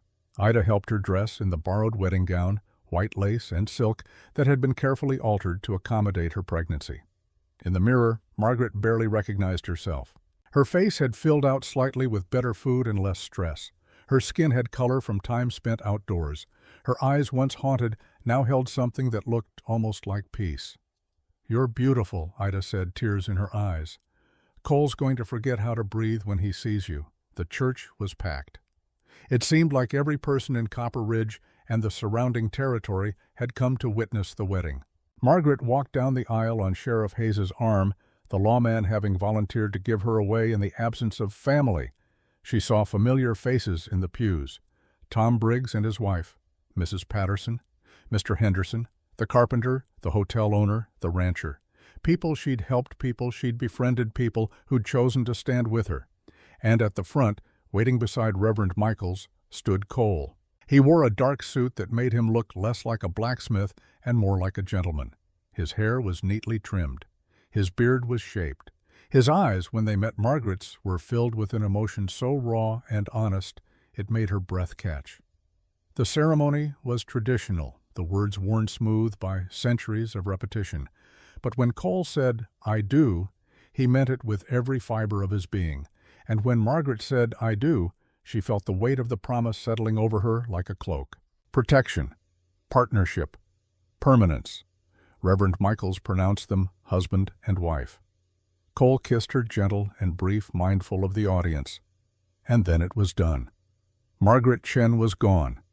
In her place stood Margaret Garrison, married woman, soon to be mother citizen of Copper Ridge. The celebration afterward was boisterous and warm. There was food, more food than seemed possible from such a small town. There was music, a fiddle player who coaxed joyful sounds from his instrument. There was dancing, though Margaret could only watch given her condition. And there was laughter, genuine and frequent, the sound of a community celebrating one of its own. As the sun set and the party began to wind down, Cole found Margaret sitting on the church steps watching the stars emerge. "Tired?" he asked, settling beside her. "Exhausted. Happy tired, though. I didn't know I could feel this way." "Like you belong." "Yes, exactly like that." She leaned against his shoulder, feeling the solid warmth of him. "Thank you, Cole, for giving me this, for giving me a future I thought was impossible. Thank you for saying yes, for choosing to stay." He wrapped an arm around her shoulders. "We should head home. Long ride back up the mountain, and you need rest." "Home," Margaret repeated, tasting the word. "I like the sound of that." They rode back to the cabin under a sky full of stars, newly married, full of hope and cautious optimism. Neither of them could have known that in just 3 days everything would change, that the shadows Margaret had been running from would finally catch up, that the safety they'd built would be tested in ways neither could have imagined. But for tonight, for this moment, They were simply two people who'd found each other in a blizzard and decided to build something that would last. Two people choosing partnership over loneliness, hope over fear, future over past. And that, for now, was enough. 3 days after the wedding, death came to Garrison Ridge. It arrived in the hour before dawn, when the world was caught between darkness and light, when even the most vigilant guard might let his attention wander. Margaret woke to a sound she couldn't immediately identify. A creak of wood, a whisper of movement, something wrong in the stillness. She sat up carefully, mindful of her belly, and reached for Cole's side of the bed. Empty, cold. He'd risen early to work the forge, as he often did when he couldn't sleep. Through the bedroom window, she could see the glow of the fire, hear the distant ring of hammer on metal. The sound came again, closer now, the soft click of a door latch being tested. Margaret's heart began to race. She slipped from bed, pulled on her robe, and moved silently to the main room. The Winchester rifle Cole had taught her to shoot leaned against the wall where he always kept it. She picked it up, her hands remembering the weight, the balance, the way Cole had shown her to check if it was loaded. It was. Outside, the hammering from the forge stopped abruptly. Margaret heard voices, men's voices, low and urgent. Then a crash, the sound of metal hitting earth, and Cole's voice rising in anger. "Get off my property. We're not here for you, Garrison. We're here for the woman. Send her out, and we'll leave you in peace." Margaret moved to the window, staying back from the glass where she couldn't be seen. In the pre-dawn light, she counted 4 men. They wore city clothes unsuited for Montana terrain, dusters and bowler hats. Professional men, hired men, Pinkerton agents or worse. Cole stood outside the forge, his hammer still in one hand. Even from here, Margaret could see the tension in his shoulders, the way he'd positioned himself between the men and the cabin. "My wife isn't going anywhere. You want her? You go through me first." One of the men laughed. "Your wife, that's rich. You married a whore carrying another man's bastard. Senator Ashford wants his property back, and we're authorized to retrieve it by any means necessary." The words hit Margaret like physical blows. They knew Ashford had sent them. And they weren't here to take her back. They were here to eliminate the problem permanently. She heard footsteps behind her and spun, rifle raised. Ida stood in the doorway of the second bedroom, her face pale in the dim light. She'd been staying at the cabin since the wedding, helping Margaret prepare for the baby's arrival. "How many?" Ida whispered. "4, maybe more, I can't see." "Can you shoot?" "Cole taught me." "Then get ready to prove it." Ida moved to the kitchen, retrieving a revolver from a drawer Margaret hadn't known existed.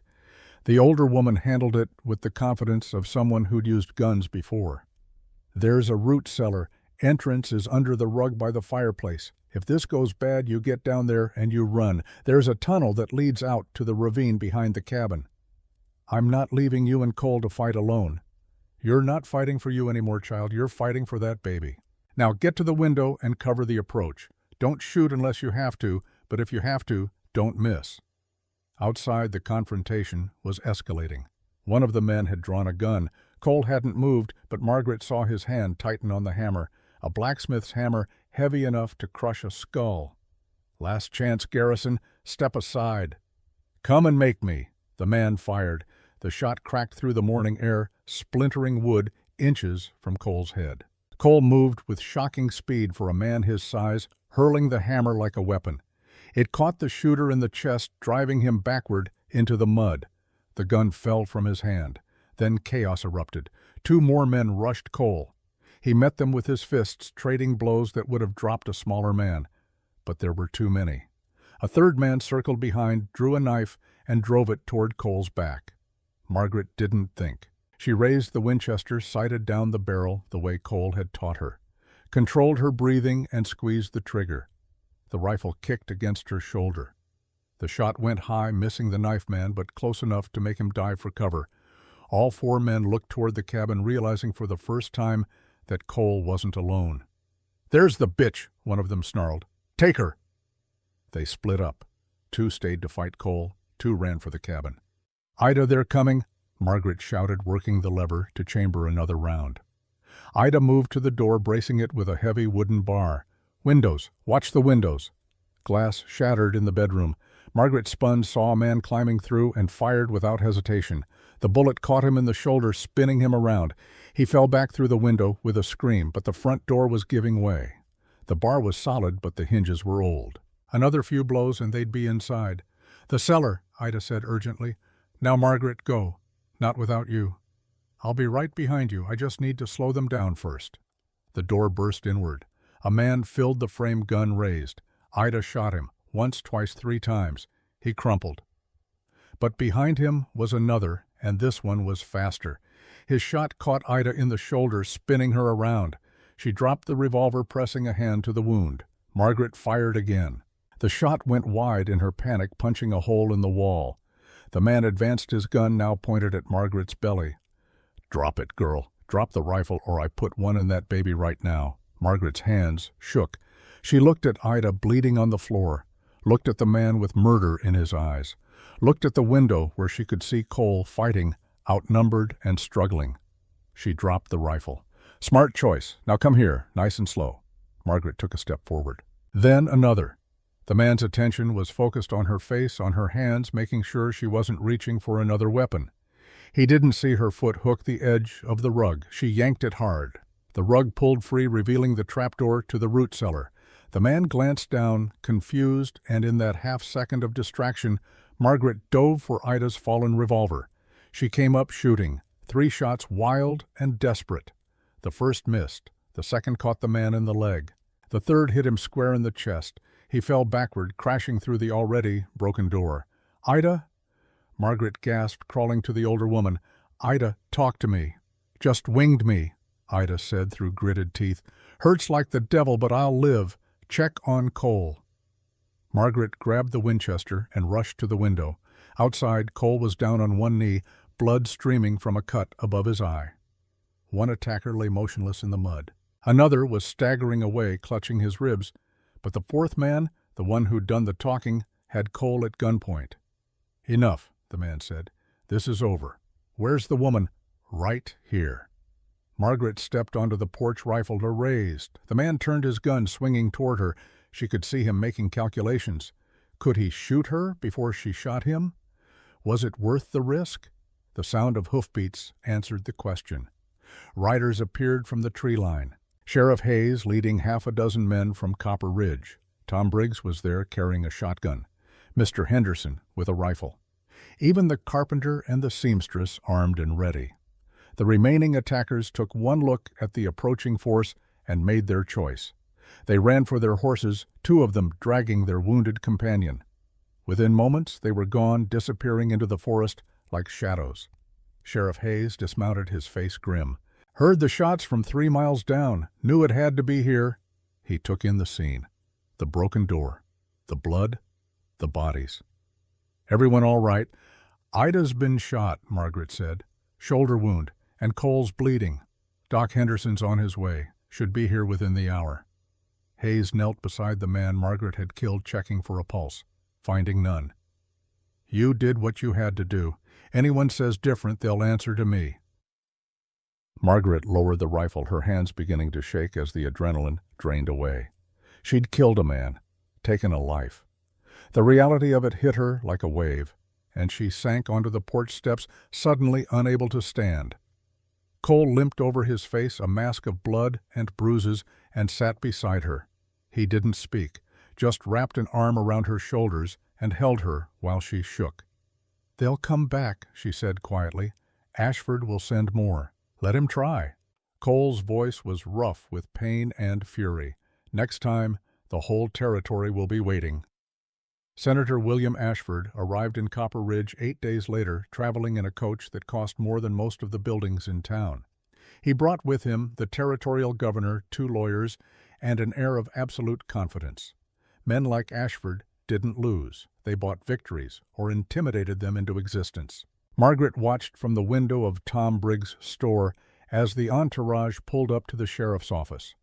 Her shoulders still ached from the rifle's kick. Ida's arm was in a sling, healing slowly. Cole's face bore bruises in various shades of yellow and purple. They were survivors, but they looked like what they were, people who'd been through a war. "He's here," she said quietly. Sheriff Hayes, standing beside her, nodded. Expected him sooner, truth be told. Man like that doesn't like waiting. He adjusted his gun belt. You ready for this? I don't know if anyone can be ready to face William Ashford. You've got something he doesn't. You've got the truth, and you've got witnesses. Out here, that counts for more than money. Hayes straightened his hat. Come on, time to end this. They walked across the street together, Margaret flanked by Hayes on one side and Cole on the other. Behind them came what seemed like half of Copper Ridge. Tom Briggs and his wife, Ida, her arm still bandaged, Mrs. Patterson, Mr. Henderson, the carpenter, the seamstress, people whose books Margaret had organized, whose businesses she'd saved, whose trust she'd earned. Ashford stepped from the coach immaculate, in a suit that probably cost more than a year's worth of supplies for the general store. He was handsome in a cold way, with silver hair and eyes like chips of ice. When he saw Margaret, his expression didn't change. No anger, no recognition, just a slight tightening around his mouth that might have been distaste. Margaret Chen, he said, his voice carrying easily across the street. Or should I say, Mrs. Garrison, now I understand congratulations are in order. Senator Ashford, Margaret kept her voice level, you've come a long way. Indeed, I've come to retrieve stolen property and to press charges for theft. You took documents from my office, Miss Chen. Documents that are classified as matters of government security. He gestured to the man beside him, clearly one of the lawyers. I have warrants for your arrest signed by a federal judge in Massachusetts. Sheriff Hayes stepped forward. Those warrants aren't valid in Montana territory without local verification, and I'm the law here, Senator. You want to arrest someone, you go through me first. Ashford's smile was thin. Of course, Sheriff. I'm sure we can resolve this like civilized people. Miss Chen simply needs to return what she stole, and we can all forget this unfortunate incident ever occurred. And if I don't, Margaret asked, then you'll be arrested, tried, and convicted of theft of government property, a crime that carries a sentence of up to 20 years in federal prison. Your child will be born behind bars and placed in an orphanage. Your husband will be investigated for harboring a criminal. This town will be torn apart by federal marshals looking for evidence. He paused. Or you can hand over the documents, come back to Boston quietly, and accept a small settlement. Enough money to start over somewhere far from here. Your choice? The crowd murmured. Margaret felt their eyes on her, waiting to see what she'd do. I have a counteroffer, she said, her voice ringing clear. I'll give you the documents, all of them, right here, right now, in front of witnesses. And in exchange, you leave. You drop all charges. You forget I exist. You never contact me or my family again. That's not how this works, Miss Chen. I'm not finished. Margaret pulled a leather portfolio from the bag at her side. These documents show financial irregularities in government contracts. Specifically, they show that you've been approving inflated bids from companies you secretly own, then pocketing the difference. Over the past 5 years, you've stolen approximately $200,000 from the United States Treasury. Ashford's face went white. Those documents are forgeries. Are they because they have your signature, your handwriting, details that only you would know? Margaret opened the portfolio, revealing page after page of carefully organized ledgers. I'm a bookkeeper, Senator. Numbers are what I do, and these numbers tell a very clear story about a very corrupt man. You have no proof those are authentic. Actually, I do. Tom Briggs stepped forward, holding his own ledger. Miss Chen asked me to compare the handwriting in these documents to samples of the senator's official correspondence. Letters he sent to the territorial government, public documents, all legal and above board. The handwriting matches perfectly. I'd swear to it in any court. Ashford's lawyer whispered urgently in his ear. The governor, who'd been silent until now, looked distinctly uncomfortable. Senator, the governor said carefully, perhaps we should discuss this matter privately. There's nothing to discuss. These are lies fabricated by a desperate woman. Then you won't mind if we send the documents to the Treasury Department for verification, Sheriff Hayes said. I'm sure they'd be very interested in conducting a thorough audit of your finances. The silence that followed was profound. Ashford stared at Margaret, and for the first time she saw real fear in his eyes, not fear of punishment. Men like him rarely feared justice, but fear of exposure. fear of losing the power and status he'd built his life around. "What do you want?" he asked, finally, his voice low. "I already told you, leave. Drop the charges. Forget I exist. And in return, these documents stay sealed. They go in a safe deposit box in Denver with instructions to mail them to every major newspaper in the country if anything happens to me or my family. A dead man's switch, if you will. You're blackmailing a United States senator. I'm protecting myself and my child from a man who sent hired killers to murder us in our home." Margaret's voice hardened. "4 men attacked this cabin 8 days ago. One of them is dead. The others are probably back in Boston by now reporting their failure. Don't pretend this was about documents, Senator. This was about silencing me permanently." The governor cleared his throat. "Senator Ashford, I think it would be in everyone's best interest if we returned to Helena. It seems this matter is more complicated than we were led to believe." Ashford looked around at the faces of Copper Ridge. Hard faces, frontier faces, people who'd chosen to stand with Margaret against power and money and federal warrants. He saw Sheriff Hayes's hand resting on his gun, saw Cole Garrison battered but unbowed, standing like a wall between him and his target, saw a town that had closed ranks around one of their own. He'd lost, and he knew it. "This isn't over," he said quietly, but there was no conviction in the threat. Just the desperate bluster of a man watching his control slip away. "Yes, Senator, it is." Margaret handed the portfolio to Sheriff Hayes. "Make copies of these documents. Send them to 3 different banks in 3 different cities with the instructions I described. And if anything happens to me, my husband, or our child, those banks have orders to release everything to the press." Ashford climbed back into his coach without another word. The lawyers followed. The governor paused long enough to tip his hat to Sheriff Hayes, a gesture that felt almost like an apology, then joined them. As the coach rolled away, disappearing down the muddy street that led out of Copper Ridge, a cheer went up from the assembled townspeople. Tom Briggs clapped Cole on the back. Mrs. Patterson hugged Margaret carefully, mindful of her belly. Ida was crying, though whether from relief or pain or simple emotion, Margaret couldn't tell. Cole pulled her close, his arms strong and steady around her. "It's over," he murmured into her hair. "You're safe now.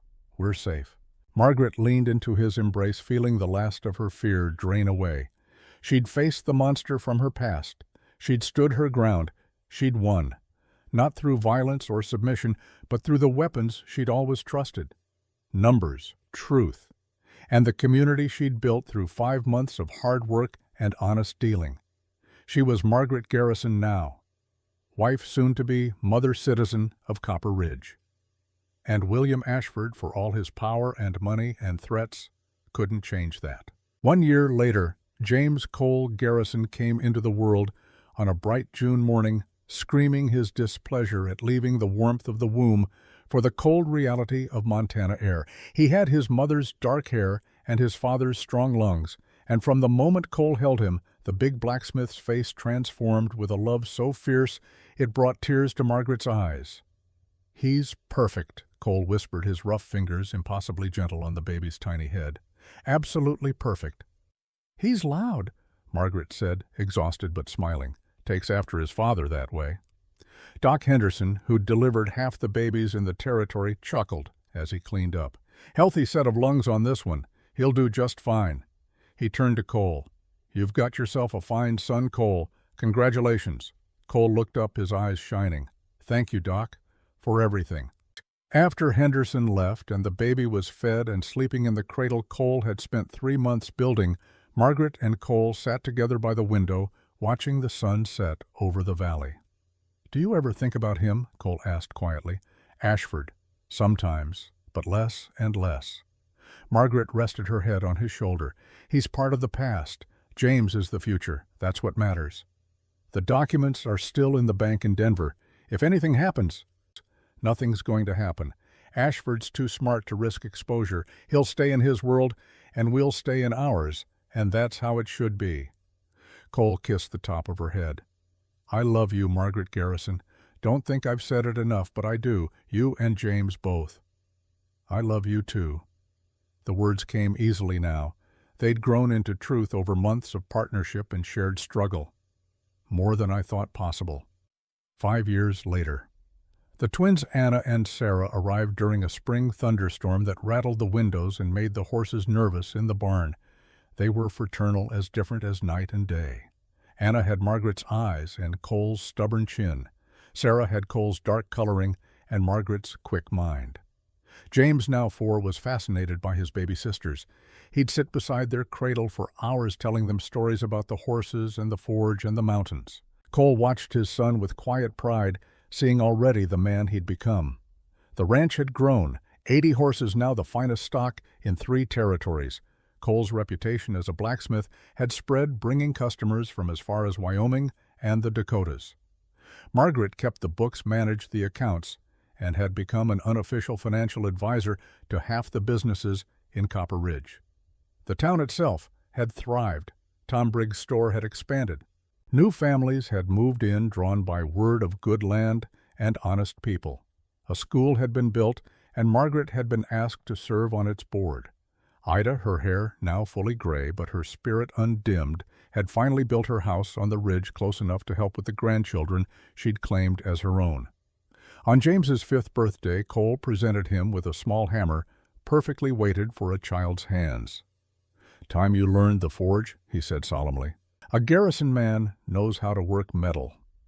Margaret watched from the porch, Sarah and Anna playing at her feet, and felt a contentment so complete it was almost painful. This was what she'd run toward, though she hadn't known it at the time. Not just safety, not just survival, but home. 25 years later, James Garrison stood behind the counter of Copper Ridge's new bank, reviewing loan applications with the same meticulous attention to detail his mother had taught him. At 26, he was already the most trusted financial mind in the territory, following in Margaret's footsteps as bookkeeper and advisor. Anna had married a rancher and moved south to Colorado, where she ran one of the largest cattle operations in the state. Sarah had stayed closer to home, teaching at the school her mother had helped found and raising 3 children who ran wild through the same mountains Margaret had once feared. Cole and Margaret stood on the ridge above their cabin, looking down at the valley that had become their kingdom. Cole was 57 now, his hair iron gray, his face weathered by decades of Montana sun and wind. Margaret was 50, still beautiful, still sharp, still the woman who'd stumbled off a train platform with nothing but courage and 43 cents. 25 years, Cole set his arm around her waist. Seems like yesterday and a lifetime ago at the same time. Do you regret it, taking in a desperate stranger? Best decision I ever made. Well, second best. Marrying you was first. Margaret laughed. Smooth talker. After 25 years, I've had practice. He pulled her close. The iron rose. Do you still have it? On my dresser. I look at it every morning and remember what you said. That iron lasts. That what we built would endure. It has. It will. Cole looked down at the cabin where smoke rose from the chimney and grandchildren played in the yard. We built something good, Margaret. Something that'll last long after we're gone. 40 years later. Cole Garrison died on a cold January morning, peacefully in his sleep at the age of 72. He was buried on the ridge overlooking the valley in a spot he'd chosen years before. Margaret stood at the graveside, supported by her children and grandchildren, and felt half of her heart go into the ground with him. She lived 3 more years tending the cabin that had been her sanctuary, visiting with her children and grandchildren, and keeping the books for the businesses in Copper Ridge with the same precision she'd always maintained. On the morning of her 75th birthday, she woke feeling tired. She dressed slowly, ran her fingers over the iron rose that still sat on her dresser, and walked outside to watch the sun rise over the mountains. She thought about the girl she'd been stepping off a train into a blizzard with nothing but hope and desperation. She thought about the woman she'd become, the life she'd built, the love she'd found. "I'm coming, Cole," she whispered to the wind. "I'm ready." They found her that afternoon sitting in the rocking chair on the porch, a blanket over her lap and a smile on her face. She'd simply slipped away as quietly and peacefully as she'd lived the second half of her life. The legacy. 50 years after Margaret Chen first arrived in Copper Ridge, her great-grandchildren gathered at the cabin for the annual family reunion. The building had been preserved, turned into a museum of sorts, filled with artifacts from the lives of Cole and Margaret Garrison. The Iron Rose sat in a place of honor behind glass now, with a plaque explaining its significance. Beside it was Margaret's ledger, the one she'd brought from Boston, filled with neat columns of numbers. Cole's first hammer, the Winchester rifle Margaret had learned to shoot, photographs spanning decades. But the real legacy wasn't in objects. It was in the people. Garrisons spread across 3 states now, bankers, ranchers, teachers, blacksmiths, all of them carrying forward the values Margaret and Cole had instilled: hard work, honest dealing, community over self, partnership over power. Young Rebecca Garrison, 17 and preparing to start college in Denver, stood before the Iron Rose and read the inscription her great-great-grandfather had carved into the base. For Margaret, iron endures and so does love. Cole.